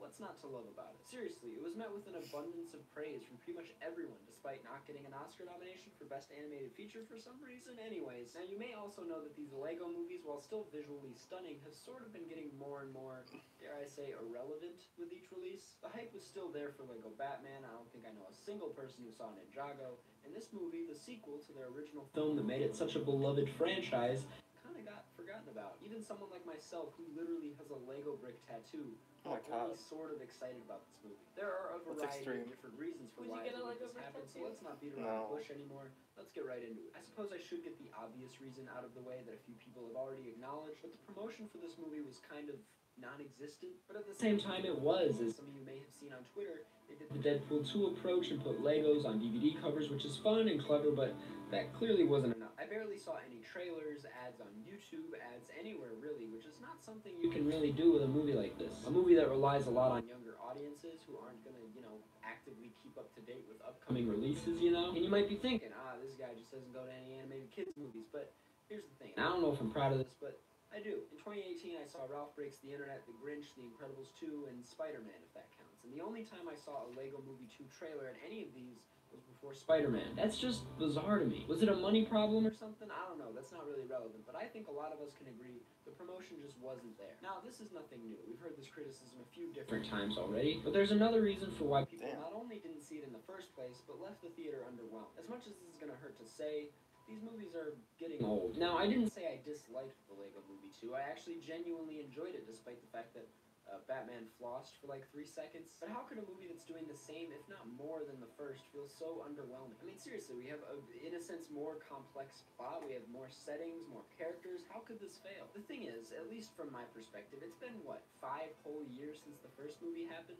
And honestly, I see zero improvements in animation or storytelling here. Sure, there are some brighter colors and cooler settings, and they embrace the real-life world a bit more. It still looks exciting, but it doesn't feel like anything they couldn't do 5 years ago with what they were working with. Pixar, and there isn't anything remotely bad with what they're doing, so why do anything differently? And the thing is, I can't really label them as not being creative, because a single scene of any of these LEGO movies has more creative ideas than the entirety of the Illuminations catalog. The bad thing about this is that they have established a style in both visuals and tone, and it's pretty much impossible for them to break out of it. I don't see a genuinely dramatic LEGO movie coming anytime soon, you know? But what I want to emphasize is that for fans of these movies like myself and so many others, this isn't necessarily a problem at all. It is a problem for the future of these films. The future of these films is at risk, and the reason this new film flopped is because of two types of people which happen to make up most of society. There's person A, someone like my roommate, who claims she didn't love the first LEGO movie because it wasn't her type of humor, and now that she's decided she doesn't like this style, and this is all these LEGO movies really know how to be,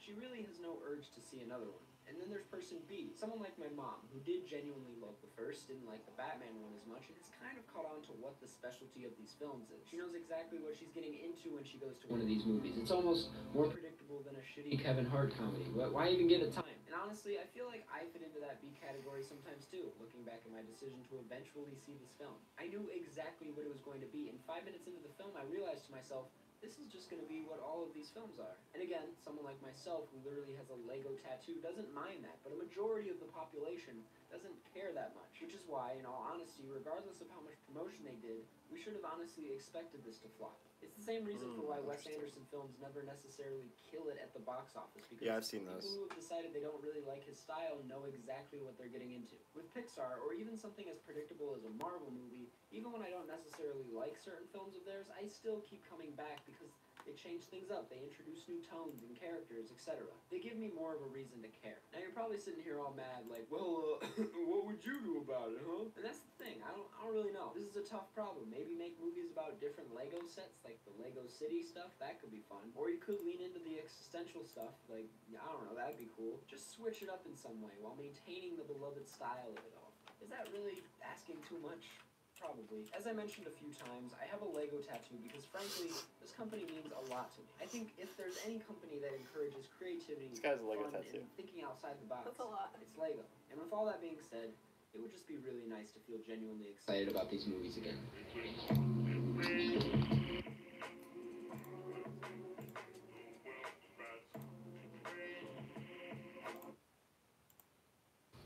Alright, Master Builder, I'm watching your video. Here, I'll flip the camera around.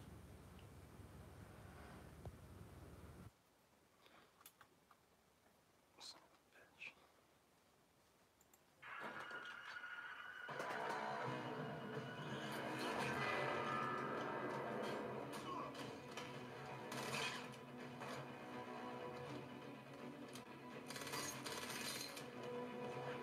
Oh shit, this is copyrighted.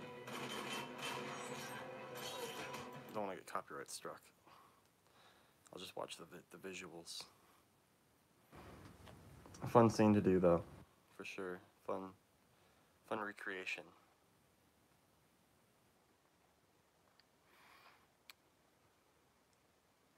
Focus is nice and sharp. Definitely, obviously could use improvement, but you know, you're on the right track. It's got a lot of shots, a lot of quick cuts, like the movie. Emulated that style. Yeah, just keep at it, cause like, it looks like you're having fun with this. Yeah, the more you do it, the more naturally animation will come to you. I don't know if you're using Dragon Frame or not, but that definitely helps with the smoothness. I love this music. Yeah, it looks like you worked hard on this. Just keep working, keep improving. Sweet. Thanks for sharing that with me. I don't know what this is. I was 16-bit. Gotcha. Alright.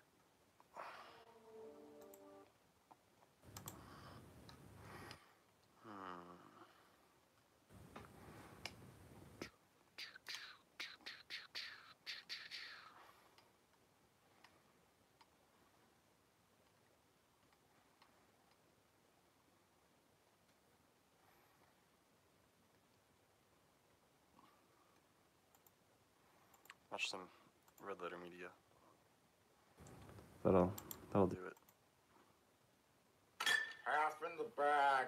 Jerks can't fix a VCR right.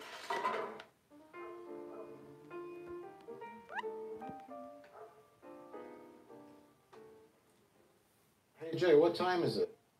I don't know, 2-ish? It's about time to take my medication. Mike, what's that medication for? Oh, it's my brain medicine. I take it to help with my hallucinations. It seems to work for the most part, except for one side effect. Hallucinations. The main thing that I hallucinate is a fat, middle-aged man that loves Star Wars. I don't love Star Wars. Heaven's Gate! There he is! Oh, I see him too. That's just Rich Evans. Oh. Why didn't you tell me you weren't a hallucination? You mean I took off my pants in front of you for nothing? Not for nothing. Let's talk about Solo, a Star Wars story. Hit it, Johnny. Solo, a Star Wars story, is a film that just came out, directed by Ron Howard, and also sort of directed by Lord and Miller, the guys that made the Lego movie, made a Han Solo movie, but it was deemed too silly and bizarre and had too many ad-libs and went over budget and was out of control. So Kathleen Kennedy fired them and Ron Howard took over to make it more boring. And then they finished the movie and a bunch of critics went to the screenings and were paid off to give it positive reviews. And then when it came out, it tanked in the box office and the audience reviews went through the floor into the negatives, and nobody liked it, and a whole bunch of people killed themselves over it. Check it out! Ricardo Montalban, what did you think of Solo, a red plastic cup story? Well, I have to ask you, I heard you laughing. You were on, like, the far side of me. Were you laughing with or at the movie? I heard a couple chuckles. I was laughing with it. All right. That's somewhat surprising. This, all right, based on what I've just heard, you know what's going to be really surprising? I kind of loved it. Not even liked it, you loved it? Well, kind of. It's not up to love, but it's near. Okay. I enjoyed the film. Why? I hate Star Wars. I am absolutely sick of Star Wars. I feel like the franchise should have ended in 1983. I feel like they ended their story, and I feel like they haven't had any idea what to do with it since. I'm sick of it. I hate lightsabers. I hate the Force. I always love I'm tired of the these Empire. videos I'm tired of the where he says, Rebellion. like, I hate Star Wars, and really then, like zooms this in movie. on, like, Because it had none of those It things. had none of those things. So he's Well, always and all very... those things just so minimally that they're It's so they're almost ridiculous, not noticeable. Right. No, this focuses on, like, the neglected aspect of Star Wars, and this aspect of Star Wars I always like, the seedy underbelly stuff. I like the rogue. I like your characters who are kind of the outlaw, and they're getting by on their wits and bravado and Bravado. bravado. Not bravado. Whatever. So you both Poor hate it? Rich. No, I'm with you. Oh. Really? I'm with you with about 40 asterisks. Oh, I'm not saying it's flawless. No. I'm in the. I was mostly bored. I would say the first hour and a half was that. It kind of got interesting in the third act a little bit. The prediction video, by the way, that you and I did is not some sort of like prophetic power that No, we it's have. obvious stuff. It's you sit down, and if you have a modicum of intelligence, you go, what do we do? You don't know a lot about him, and you have a couple things to go on. He wasn't the main. He wasn't Luke Skywalker. He was Han Solo, around Chewbacca. Flew Millennium Falcon. He had his quirks. What do you do? We're meeting Han right before he becomes the Han that we know. You pluck all the things that he said throughout the movies that he's done. The Kessel Run. It's a Carillion. He's like, not the local bulk cruisers, but the big Carillion ships. And he's talking about the Star Destroyers. So, of course, Han Solo flies a Carillion YT freighter. and they got to show the Star Destroyers being built on Corellia. Yeah. You know, because that was Yeah. just a throwaway line. Han shoots first, which of course he does, and all the little things. Well, that's his character arc in this movie. I was expecting him to start out more like honest and simple, and like a good guy, and kind of by the end of the movie he becomes the Han that we know. But he's kind of the Han we know from the very beginning, and the only thing he learns throughout the movie is to shoot first. That's like his arc. He's the Han we know, but he's not especially good at it. And I think the movie is just about him learning the ropes. See, I was surprised that he was like a good pilot from the very beginning. He's not. He gets the ship jammed in the crevice. He tries the fancy maneuver, Sure. and it only kind of works. That kind of came across as just like a cutesy little... He was stealing. He said that ship that they used in the attack on the train. He's like, I was stealing those when I was 10. So his scrappy upbringing implies he learned how to do things much more than Anakin. He's working for a crime syndicate already, the centipede lady. So he's doing jobs already on Corellia. It's safe to assume he's learned how to fly things. Plus, by the time he gets his hands on the Millennium Falcon and gets to fly it, he's had 3 years, roughly 3 years, in the Empire in pilot school, even though he gets kicked out. We're going to assume he learned some stuff. I'm okay with that.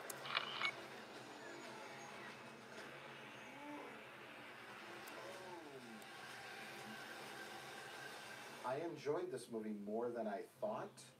It doesn't mean it was not without its problems. And we're going to talk about the cinematography in a little bit. That's one of the main ones. That was actually worse than anything else in the movie. What kind of prevented me from getting into it was just how ugly it looked visually. There was a couple of laugh moments, like when he does a bluff. You happen to notice that freighter down there? You know what's on it? About 30 hired guns.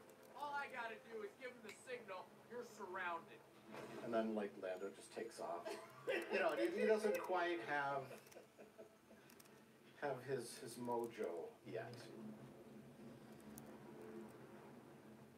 But that ended up being the best aspect of the movie, was his performance, and that was the most shocking thing to me. He was pretty good. He doesn't quite, I mean, no one has that Harrison Ford from young Harrison Ford days charm. 15 frames. But he captures the kind of 1 spirit second. of Han Solo without being a direct imitation. The shot's pretty Unlike short. Donald Glover. It's which like this was shot and then the one another thing that I shot was from the looking same forward to angle. in the movie, and that was, for me, one of the bigger disappointments, is that he is just doing an impression to the point where I found it sort of annoying. I thought it worked though. Really? I like Donald Glover in this. I like Donald Glover a lot in general. That's why I was looking forward to seeing him in this. But It was humorous because Lando isn't the strongest, most revered character. You know, he serves a plot function in Empire. If his past version of him has a little bit of humor to it, and is sort of like tongue in cheek, fine. Like, I really think I would have enjoyed the Lord Miller version better than the obvious boring train heist sequence, or the opening we got to drive this stolen car to get to the checkpoint. and they're really pumping up that music to make you feel like you're supposed to be excited. I was like, oh god, that was a real bad sign. I was like, this is See, that was the whole this is movie for terrible. me. Was that the whole that needed through the whole movie.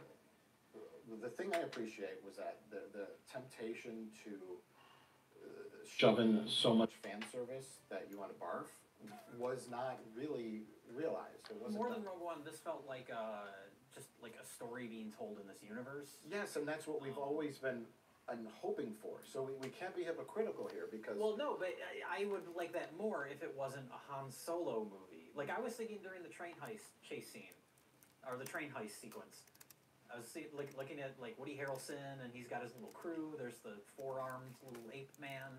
Sure, and it's like, do we need Han Solo? Like a little movie set in the Star Wars universe that's about like a train heist. Well, this is where my producer brain comes in and says, that's something that sure could work, but it's at this stage in the game it's a little risky. But you can't release a movie called Johnny Swashbuckler and his friends in space, a Star Wars story, because everyone's gonna go, yeah.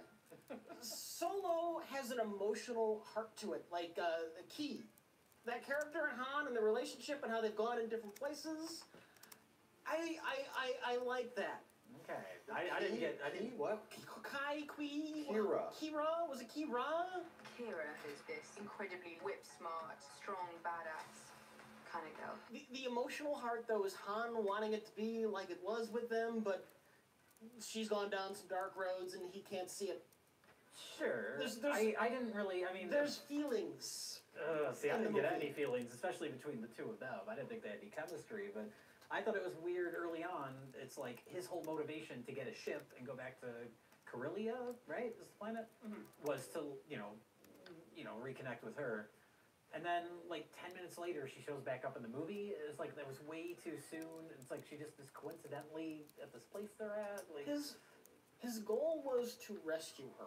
He never really does it because she has already had her fall from grace, even though he doesn't know it yet. She has technically escaped, yet he still hasn't really, he saved her.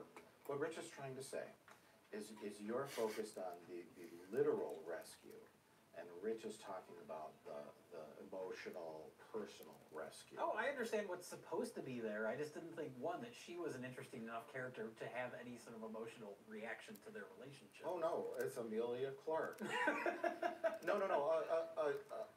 One scene on Corellia where they go back to their like crappy little apartment where they live, and they smooch and they have a nice like candlelit dinner, and they talk about their dreams and hopes of escaping this planet and starting a farm on some random planet, raising children, falling in love, having a pet Minoc. All that kind of stuff where you kind of get a little sense, they connect. Well, that's the thing is when they... It just starts with them driving a car. And then when they reconvene, there isn't any sort of... She's just, like, gone already. Yeah. And it's like, you need, like, some sort of hints that she's not going to betray him. It was so apparent. I think that's my problem with the movie, is that everything just seems so obvious the whole way through. I suspected something was going to go on with her because of the tattoo, the branding from Crime Syndicate Man, but I didn't quite know where it was going to go. It wasn't predictable that she was going to totally betray him and be aligned with the fucking Sith Lord. Well, I wasn't expecting a Sith Lord, but I was expecting her to betray him. That just seemed apparent from right when they reconnect. I was thinking it might be she does try to go along with Han and not betray him, but that ends up getting her killed, thus hardening Han Solo's heart. I thought that was I thought she was doomed to die as well. Yeah. See, this is why the third act got a little more interesting for me. Oh, is definitely. That, well, one, I like the fact that the climax of the movie, it takes place in bad guy's office. Like, it's not so... Like, this actually felt like a small story in this universe, which Rogue One didn't. Rogue One was trying to do the big epic spectacle. So the fact that the entire end of the movie just takes place in dude's office, I liked. And then you start to have all the betrayals and double crosses, and it's like, oh, it's like a movie now. Finally. So for the last 30 minutes or so, I was kind of more interested, but... Because then I started to question, like, oh, maybe she's not going to betray him. She betrays him, but she still likes him. She doesn't, like, arrange for his death. It's a double cross, but it's not a... Yeah, well, yeah, I mean, it's the whole thing is to set up... Oh, Han, you pity fool. Love, what an emotion you don't need. Yeah, they don't go that. No, it doesn't get goofy. She feels a little bit bad about it and then leaves. Yeah, then because she's gone down a dark path. She sees what Han Solo can't. Getting back to what I was talking about, small story. You got the plot around stealing the super fuel, right? And like we've always hoped, like with Rogue One, our main complaint was, look at this, Death Star, Thing you know, Darth Vader, blah blah blah blah. The Empire was in it, but it was more coincidentally or. Just because they're a part of that universe, but it wasn't. Yeah. Look at this AT-AT Walker. Oh, you know what that is? It's just I was in the army for a while. And early on, there's like a little recruitment video playing on the wall. It was smattering of stormtroopers, kind of roughing people up, and they go through, and then they do show a Star Destroyer, but it's just in that tunnel. There isn't that "You'll Be Dead" guy moment from Rogue One. Yeah. Look, it's the "You'll Be Dead" guy. And it's just completely shoehorned in. There were a fair number of minor references. Bosk. They say Bosk. We should have gotten someone like Bosk, And it's just... Yeah, it's okay. They don't shine a spotlight on everything. They're like Rogue One. There was a a brown Greedo character at one point that I noticed in the background. But I don't think it was supposed to be Greedo. No, it wasn't. Yeah, Just that same race, which is fine, whatever. yeah. He didn't run into Greedo and have sit at the bar and the bartender comes up and who was here sitting here first? He was, that sort of thing.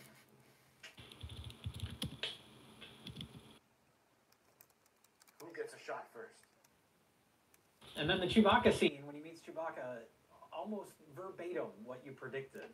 How about this? Han Solo and Chewbacca are thrown in an Imperial prison together, and we have a scene where it's the first time they meet. With, this is like a year before the movie came out. Like Really? Yeah, they were just like they predicted like the whole movie. Kind of like how he appears in the beginning of Return of the Jedi, and then here, and then Han Solo's like, "Oh my God, there's a monster in here," and then he comes out and he goes. Of course, Chewbacca would be a prisoner. I would be a prisoner too. Their chemistry was so good, I don't think I care. What do you think? Well, what do you know? If the movie had focused more on just the two of them, maybe I would have liked it more, because I did think that they worked pretty well It together. focuses on them quite a bit. That was actually one of the nice things about the movie, just seeing that relationship between Han Solo and his dog blossom. Yeah, because Chewbacca was underused in the Force Awakens and the Phantom Jedi. What is it called? The last Rian Johnson film. Got him. But yeah, like the Han and Chewie back and forth was funny.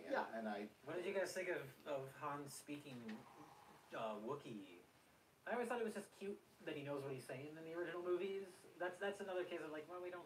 And that's a lot of this is like we don't need to see this. It worked because. Pro tip: use The point was they toothpicks could to move communicate, and then the their guards hands. above them didn't know what they were doing.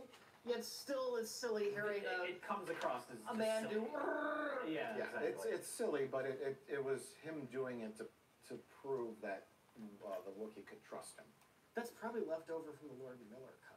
Maybe like that would have been a silly. That like, would have been intentionally an intentionally silly moment. It's hard to say, and that's the thing is like we say like, oh, this felt like it's from Lord Miller. This movie didn't feel like a hodgepodge of two movies crammed together. Yeah. It felt pretty cohesive. Yeah, that's the weird part. I thought it had a lot of pacing issues, which is another reason I thought it was pretty fucking boring. But it didn't feel like, oh, this is taken. It wasn't like a Suicide Squad situation. Where Oh, right. It felt like re-edited or scenes crammed together. Fantastic Four.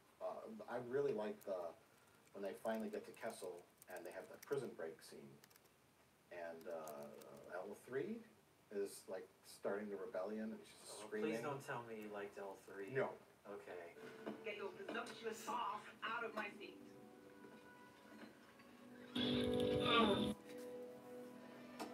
Oh, my sacral central circuit is sticking. You're gonna have to do that thing again, Nathan. Yeah. We need to talk That part was about cringy. L3, the that whole feminist robot. thing was creepy. But continue your point, I guess, before we talk about Oh, L3. yeah. No, I thought that was fun when all the prisoners started to get released and there's just like chaos going on. It just felt fun. Yeah. I thought that was just annoying because it was the results of this stupid robot doing a stupid thing at an inappropriate time. But you don't believe in equal rights? Oh, okay. Well, let's talk about this robot. Maybe the worst character in Star Wars since Jar Jar Binks. Is that fair to say? For me, it was. Just needed to be toned down a bit. And it also was weird to me because that character felt like, it was like SJD, social justice droid. Yeah. But it came across almost as like a parody, like they were making fun of that. And considering how outspoken like Kathleen Kennedy and all these people are about inclusiveness and diversity, making a character that seems to be making fun of that ideology felt really bizarre to me. Because it does come off as goofy. It comes across like they're making, like you're supposed to be laughing at this character for being so, like social justice-y. That just came across as like a real, like weird clash. Well, it isn't a film with 3 white leads. It is possible it was why sneaking did there they, as like, a subtle jab just that put would in this like weird like robot character? Like why don't you just like put like more that seems like like a horrible like miscalculation. black people or in the like fact that it's women actually like in making it, fun like of. like the whole accusations that Star Wars is a feminist thing now. Miss Kennedy, when are we going to have a woman or a person of color direct a Star Wars film?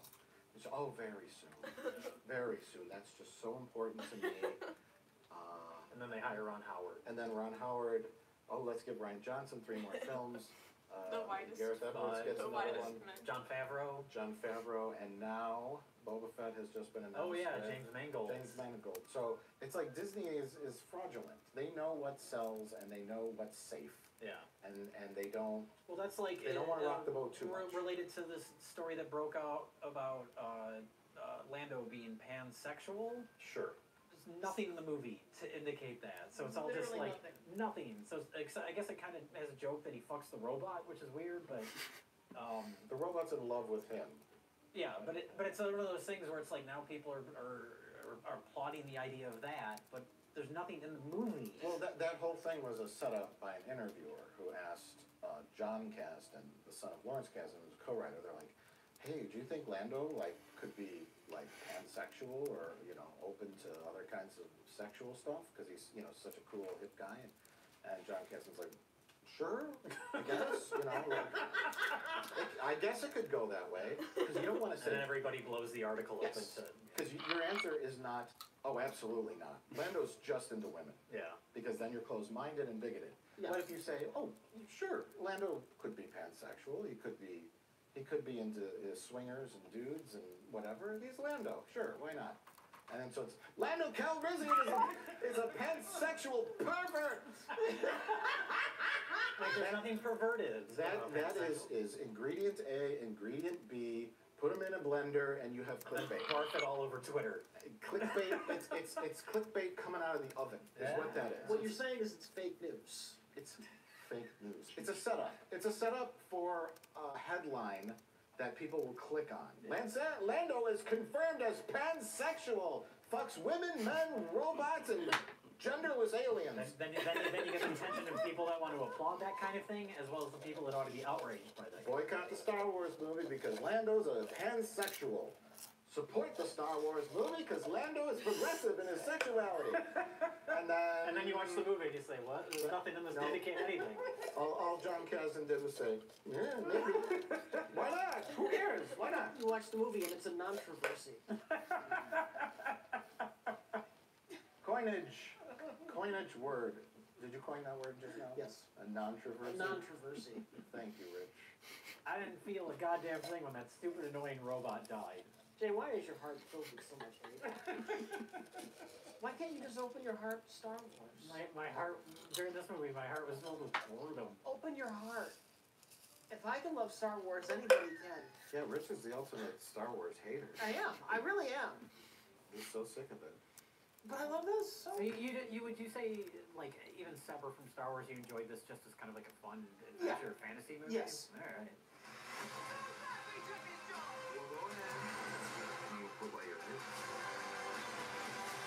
Those first encounters with Chewbacca, with the Millennium Falcon, with Lando Calrissian, they're in this movie.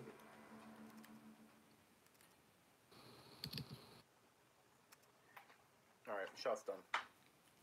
Let's talk about cinematography. Babe, that was a cute dance you did. When your I'll cinematographer... just scoot over this way and let the adults talk about cinematography. Do that again. You have to notice something. Just listen along. Are we working to you? Nothing stood out. Shot is but done. I'm done. I'm tone deaf to this stuff, I think. It didn't bother you that you couldn't see who you were looking at in scenes? I wouldn't say I thought it looked great. It's a pretty easy short shot. It's only 18 frames. He's right. Let the adults talk. Okay. To the cinematographer. I just like the shot though. It looks cool. When Jay looks over his shoulder and wonders if. And then the next shot will be the same setup. Something wrong. But we're gonna have fucking, oh yeah, there he is. Duplo Joker come in behind her and like kind of sneak up on her. Like such. There were things I enjoyed that weren't just big, sloppy, stupid action scenes like all of Rogue One. There were sporadic things I Alright, I'm enjoyed, gonna but it was like I export said, this. everything just felt so obvious as far as all the beats. And then in those beats, they felt like they needed to spell everything out. The worst was why Han Solo's last name is Solo, which is the dumbest thing ever. I fully agree with you on this, yes. That was so stupid. My name's Han. I'm by myself. Oh, so we'll call you Han Solo. Got to know how he got his famous name. We don't need to know why his name is Han Solo. It's just his name. But the other one that stuck out was when he first befriends Chewbacca. I was like, what's your name? Chewbacca. Well, I gotta give you a nickname, because I'm not gonna say that all the time. You're gonna need a nickname, because I ain't saying that every time. And that was kind of the whole movie for me. It's just like, we don't need this. It's the equivalent of Star Trek 2009. Took everything but my bone. Oh yeah. That's a good No, example. you don't need to do that. You don't need. Just let it be a thing that exists. Yeah, well, I got nowhere else to go. The ex-wife took the whole damn planet in a divorce. What got left is my bones. That's why his name is That's not even where Bones. the nickname Bones comes from. I know. They don't even fucking know that when they wrote the script. Now his name's They Bones. didn't think that the audience would know that, where like the name comes from. So like we gotta make it. Oh, it's really been 23 minutes. That's crazy. Is it because he has a boner? That's good timing. All All right. You know that Barbara went down in a writer's room somewhere. hacking. Why is it called Bones? Well, See you. What if he got the Close up. bones because his wife took everything in the divorce? Then he's got a wife. It was to me like we've been hoping for. It happened to have Han Solo in it, but we've been hoping for a smaller Star Wars story. Look at this Momo. What the? Hey Momo. What's this guy doing? Momo. Yes. Yes. He's a good boy. He needs a bath. Timer off. Stop the baking. Mo. Get out of here, Mo. He's a good boy. Let's look at this fresh pizza. It's pretty good. I'll leave it in there for one more second. I've been undercooking these pizzas recently. I gotta be serious. All right. Forward.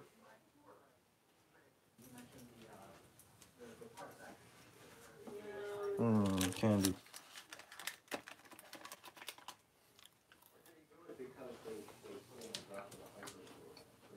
Want some food, Momo? The area was so long that the safe way was to go all the way around looping, and Han Solo's significant than being chased by a Star Destroyer was fucking we're gonna cut right.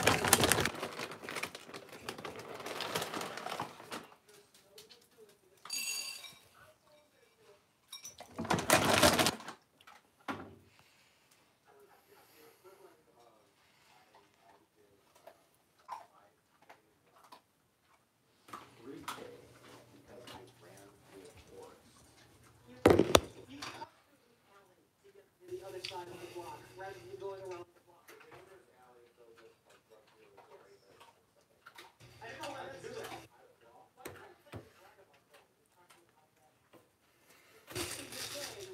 I took a shortcut. So it's doesn't make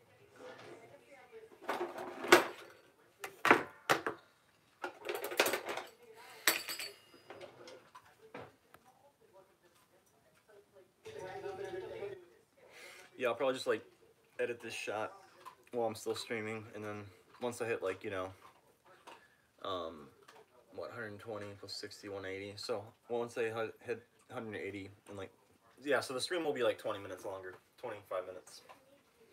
Then I'll call it quits. A little shorter stream for you. The last two streams have been really like long. I think I was just animating like bigger shots. I didn't want to stop like streaming like mid animation. My phone's about to die too, so it's good timing. But yeah, see you guys back here on Wednesday.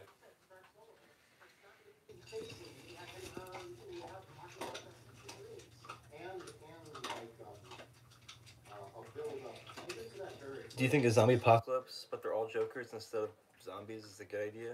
With Batman as the good guy? Yeah, that's kind of what I'm doing. That's kind of the video I'm working on right now.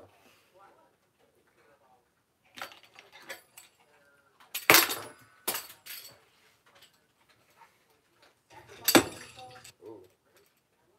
Is this smart? I don't think this is that sharp. It's not sharp.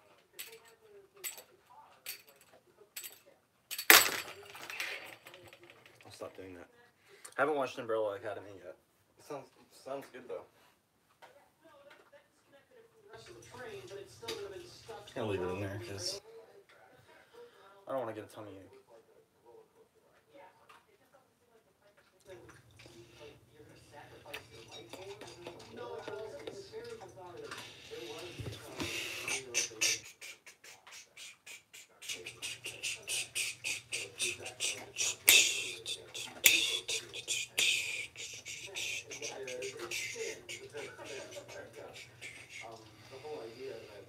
Just waiting for this pizza to cook a little bit more. Looks a little bit doughy.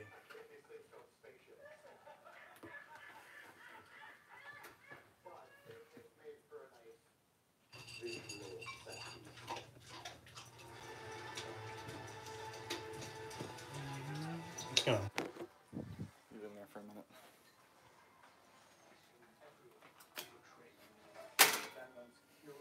Shows up, and we introduce bad guy. What's up, babe? Introduce the fact that she's been branded by him, and she's either his lover or sex slave or confidant or whatever the fuck she was. Some combination of all of these things. Yes. And then they have to go do the big heist, and we have a ticking clock element with the super fuel going to explode, and they've got to go to 2 locations, which is great. You got to go to Kessel. I was into the movie at that point. Yeah, they're not getting spice for the spice mines at Kessel. Underneath it, they got super fuel. Fine, then they got to go to the solar planet. Since you've been gone, Maya Rudolph shows up. As one of the pre-rebellion 16-year-old Maya Rudolph. Yes. And Warwick Davis showed up. And Warwick Davis is They there. gave him one line. That was very nice of them. Real scrappy rebellion. Take a look at that pizza, babe. What? Can we take a look at that pizza? Yeah. I know. Do you think it needs like longer? Yeah, probably like 10 more minutes. 10 more minutes? Holy shit! All right. Okay, let's say like 5, just in case. Yeah, because I don't want to undercook it like last time.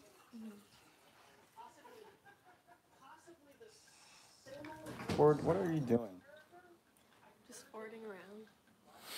It kind of smells, babe. Yeah. Like bad. I know. We need to give him a bath.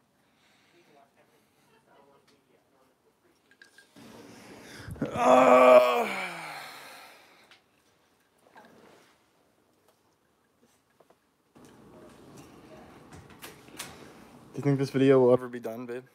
Yeah. Holy. It doesn't seem possible at this point. I just think I'm gonna work on it forever. No, that's not true. There's so many more shots. I'm so close to being done, but it's like, it just still seems like a lot. Momo. Hey, Momo. How many people are watching? 16.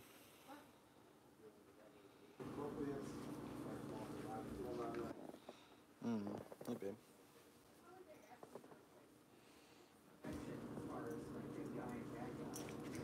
Oh, he's gonna lick his asshole. Yeah. I want to reach Ford's level of not caring. He's an inspiration. Ford, stop. No one wants to see that.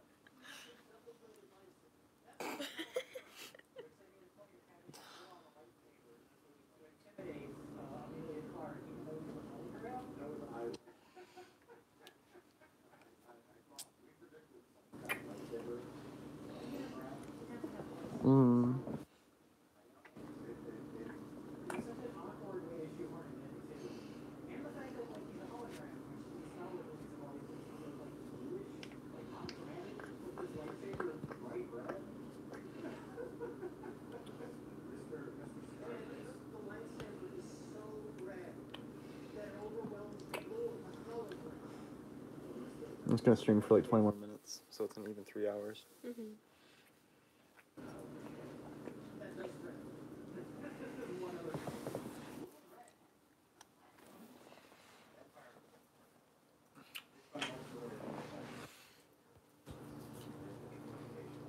Thanks, babe.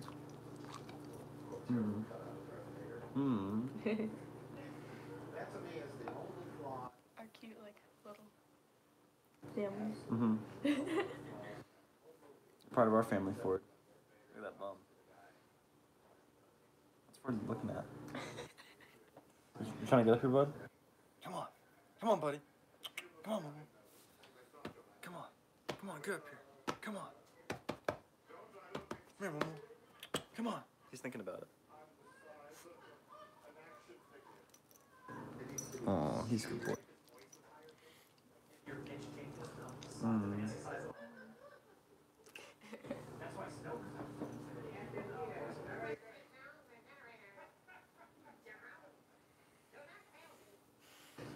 What do you think about this pizza?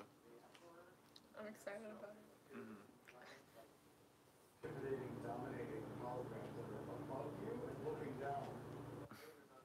What's ASMR? Oh my goodness. Yeah, I have a cute doggo. He's an old man. Ford, stop licking your dick. He makes these like really like goopy sounds when he licks his crotch. He gets really into it. Yeah. Ford, go play with your sock. That sounds so horrible. He has toys, he just doesn't like them. He Only- likes socks. Oh, the kissing sounds? Yeah, babe, we should just like make out and like post the 2-hour video of us just like smooching. It looks better, right? Yeah. Think it's good? Do you think it's good? I think it's good. Maybe like 3 more minutes. Okay. The edges look really like brown. I feel like the middle should kind of look brown. Yeah, you're right. Here, you take the camera for a while.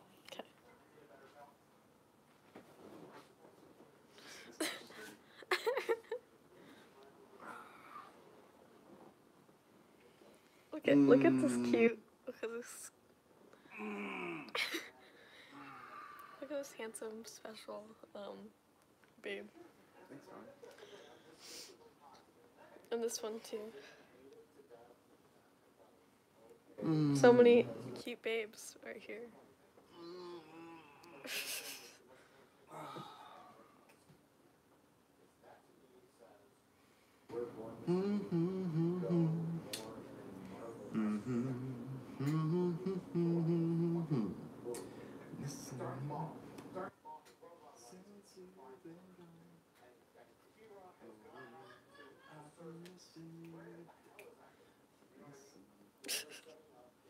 Since you've been gone. Okay, babe. What? No, you still do it. This is your responsibility.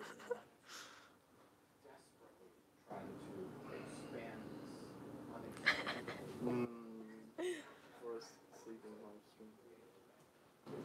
I feel like Tilda Swinton in there. Huh? I feel like Tilda Swinton, you know. Cute. Remember she slept in that glass box? Who? The actress Tilda Swinton. No. She plays like the White Witch in The Chronicles of Narnia. Oh. You know that actress? Mhm. You aware of her? No, not really. Well, she slept in a glass box inside like the Smithsonian or something. As like an art exhibit. And people would just like watch her sleep. Oh my god. That's how I feel right now.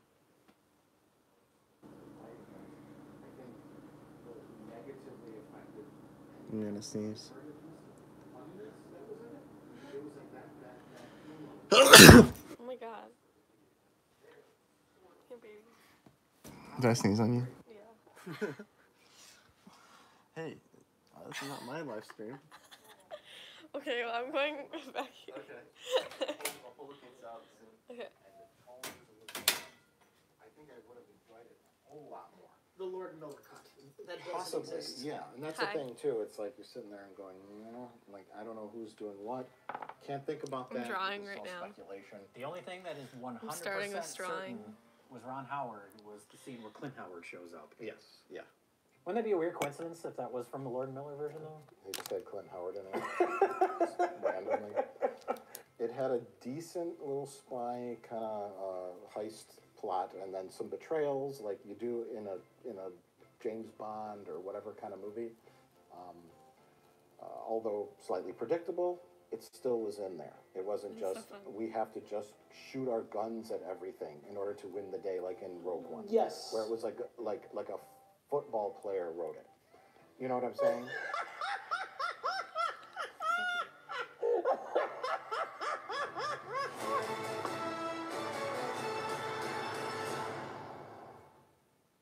They addressed the controversial front of the ship thing, which I have a prop here, Yeah. where you don't have You did. that gap here, which Nerd said was Overwatch. used as a freighter to push things, hence the side cockpit, and then in the film it's an escape pod. I know. It says, "I got an escape pod." Are you looking for the button to remove it? Yeah. I couldn't figure this out earlier. I found it though. Oh, it's the side. Yeah. No, it's this. No, what's these buttons? I thought it was these. Hold on. I'm gonna figure this out.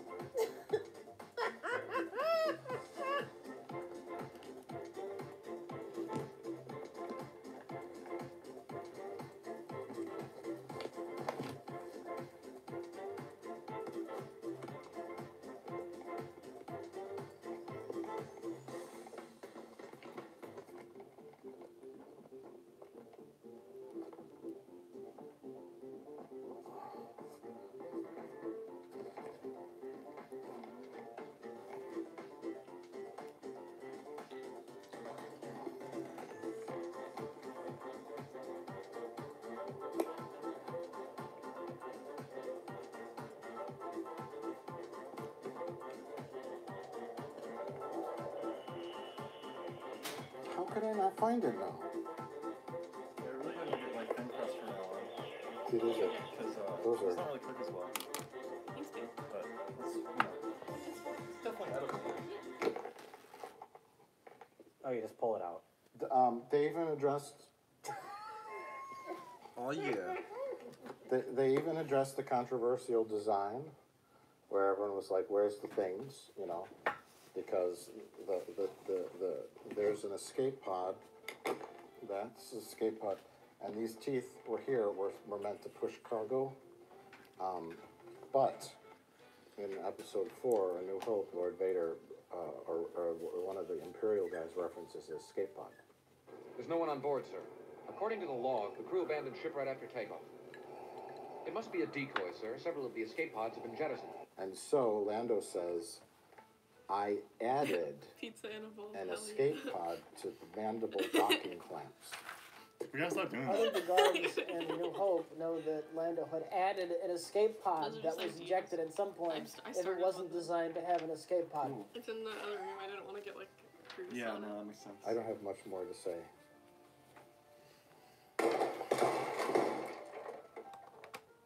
Yeah, think Solo was just like medication's wearing off. underwhelming. I feel like it just was like I don't really like want to watch it all the time or anything.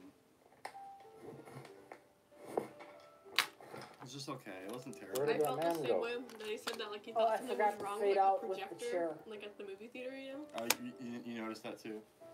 Or you just couldn't see anything? Yeah, it was so dark. Yeah. That was like a stylistic choice. But I They remember wanted I to was shoot the whole movie like the doing? Mos Eisley scene. Who? The scene in Well, Mike, in it's New time to Hope start where they talking about introduced Solo, Han Solo. a Star Wars story. Like it's All right. very lit like that. So I they're thought like, it oh, was that's terrible. Han Solo's But look. it just like looks bad. Yeah. Like I don't know, just like you expect better from like just like anyone.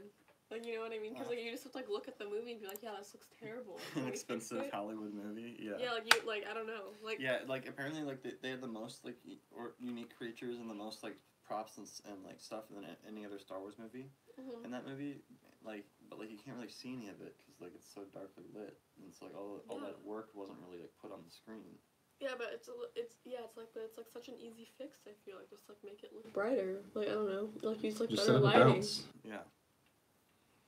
It's not that hard. That seems like so basic. Like you know, like just looking at it, you can tell.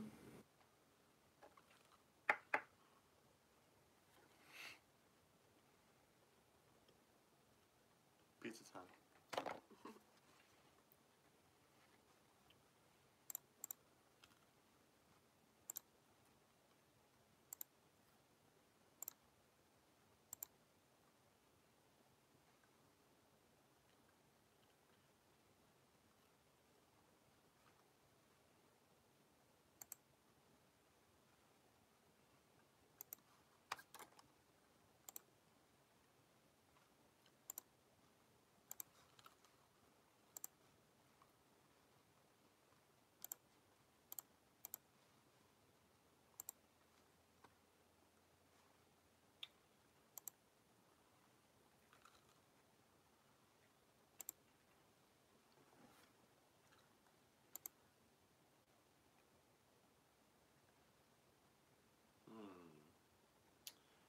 What to watch?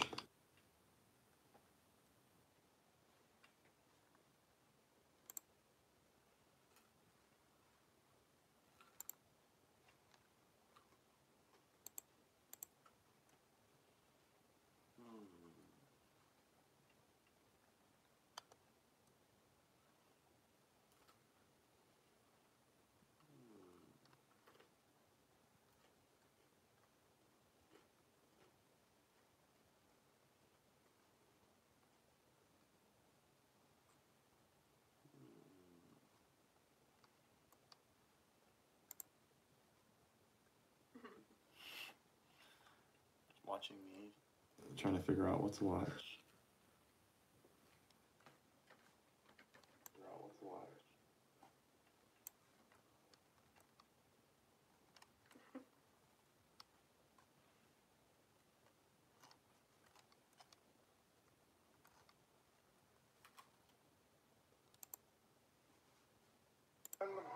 It's time for the Jedi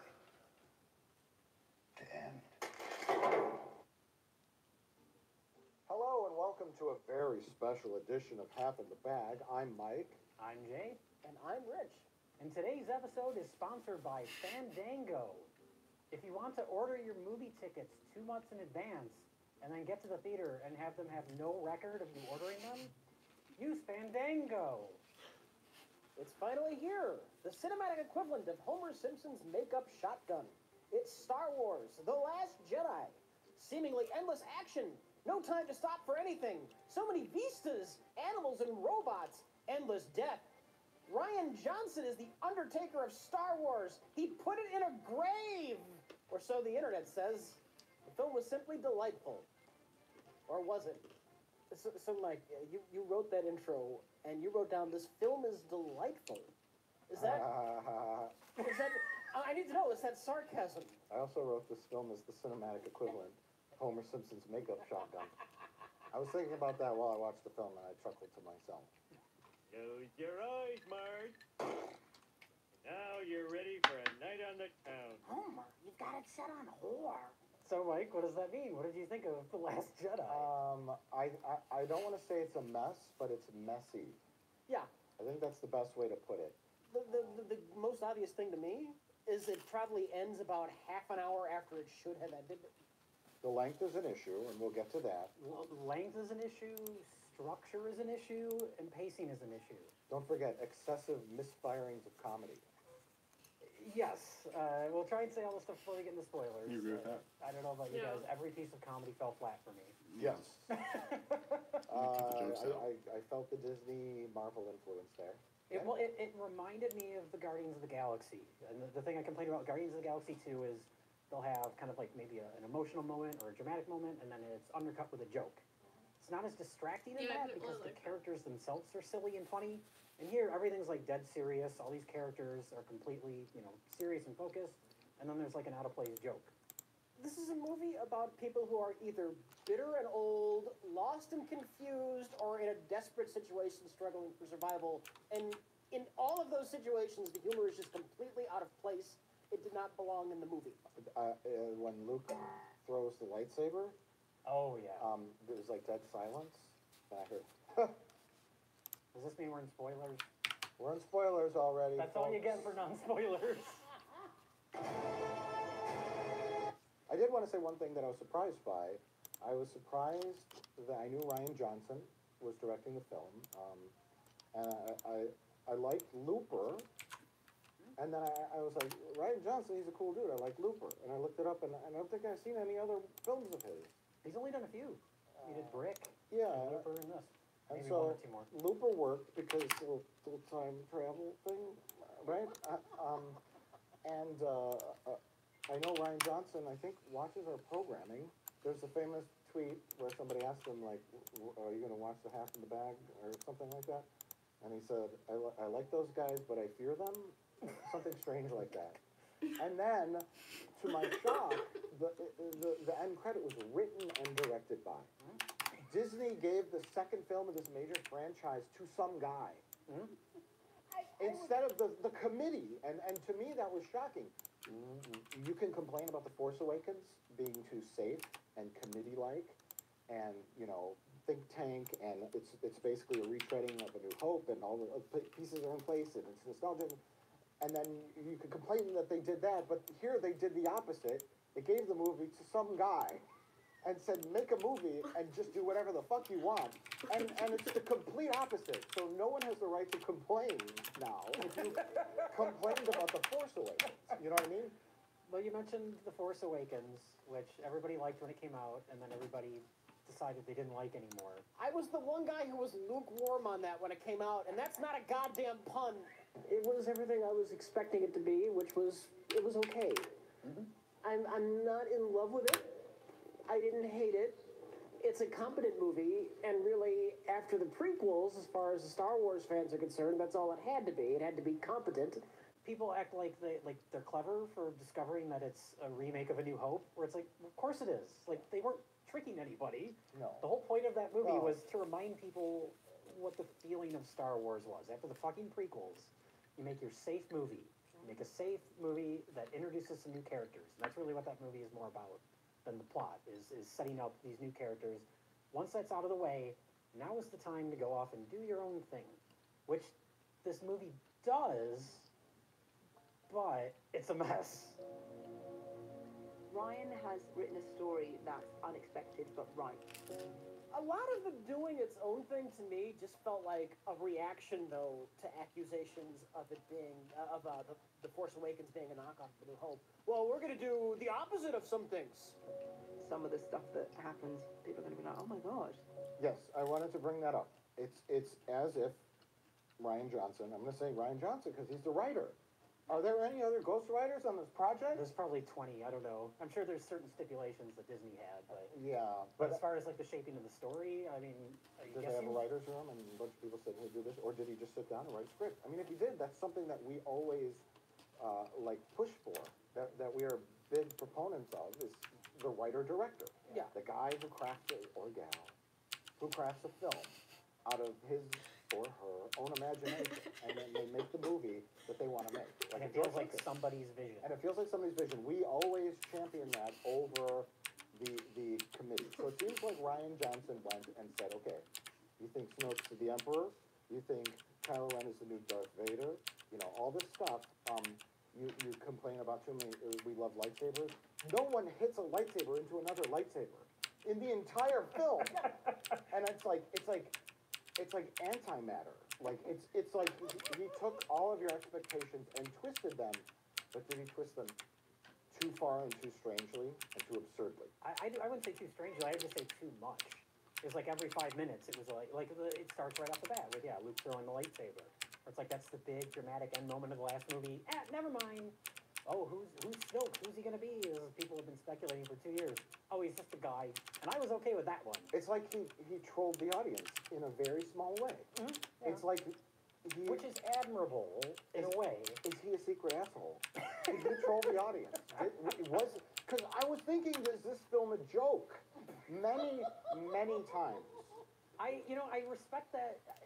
In theory, I like a lot of what he's trying to do with this movie. In theory. In execution, most of it doesn't work. There was a moment where it culminated, and it really got interesting, like, philosophically. Well, by far, for me, the most interesting thing in the film was Luke Skywalker having rejected the Force and the Jedi. That's another in theory. In theory, that's a great idea. In execution, I don't know. Well, I mean, little detail. You got little details, like Luke's playing a bitter old man, but then he has too many goofy one-liners. Oh yeah. If you're going for the Luke is bitter and through with it, and he's just done with it, don't do the one-liner jokes. Like I understand Rey handing him the lightsaber and him rejecting the lightsaber, but just the comic timing, the comic nature of whoop. Yeah. Didn't work. Right. It is about, okay, we're going to forge our own path, we're going to go our own way. Yeah, we're not the old Star Wars. But then the problem is, everything the new characters try and do is like a horrible failure, and they end up at the end of the movie exactly where they are at the beginning of the movie. This is wheel spinning, the movie, because no one accomplishes anything. That's very true. It feels like a series of B plots, like a sitcom where you have your A story and your B story. This is all B stories, because there's no larger Well, there's no, like, it doesn't feel like they're building or going anywhere. The larger story was supposed to be Rey, Snoke, Kylo Ren, but then they added 5 B stories. One with BB-8. That was a B story. That joke didn't land, see? Who are you, Ryan Johnson? That's how it feels. And then Laura Dern shows up with pink hair, and then... Why the pink hair? That was driving me nuts. Why the character in general? That's the problem. There's that part where she is not telling Poe Dameron what their actual plan is. So he goes off on his own to, and that's his arc, is that he's like, he's a hothead and he takes risks and he needs to learn to work with others or whatever. He needs to learn to blindly follow authority. Yes, because it turns out that Laura Dern's character had this secret plan all along, and you're just like, why didn't you just tell him about it? Other than we need to make things happen in the movie. We need 5 B plots. Finn and Rose, who I liked Rose until she makes the stupidest decision ever at the end. But I didn't like Rose at all. She was fine for most of the movie, but her and Finn, this was like we gotta It's get sad. I something feel bad to for the do actors. storyline. They go off to this stupid like Las Vegas planet where I was having prequel flashbacks. That felt like a prequel type thing. But they go off to do their little adventure there. They fail horribly, so they come back, and that entire last half hour was worthless. Well, Princess Leia flies out into space. Well, okay, we have to talk about that, because that's already like a meme already. Her flying in space and flying back to the ship, and people were tweeting at us like, that Leia scene, you guys are gonna laugh hysterically, which we didn't. It was weird, and it was sort of awkwardly executed, but it wasn't like hysterical. It was more. It's emblematic of being. It was strange, which there's lots of that in the movie, and I endorse strange stuff. But that particular moment is emblematic of the entire movie, which is Princess Leia's on the ship. She gets blown out of the ship, and then she flies back to the ship, and then she's right back where she was before she got blown out of the ship. Right. And that's the whole movie. Did Carrie Fisher? So there's not much VFX post after doing this shot, but one thing I am gonna do is change the color of her like skin on her torso because it's yellow and I want it to match her face. There is an ending to her character. Ironically, she's the one that lives out of Luke, Han, and Leia. They gambled wrong there, didn't they? I mean, it's such a shame. You know, it's like someone shot John Lennon, Paul McCartney, and George Harrison all in one night. I mean, that's how I feel.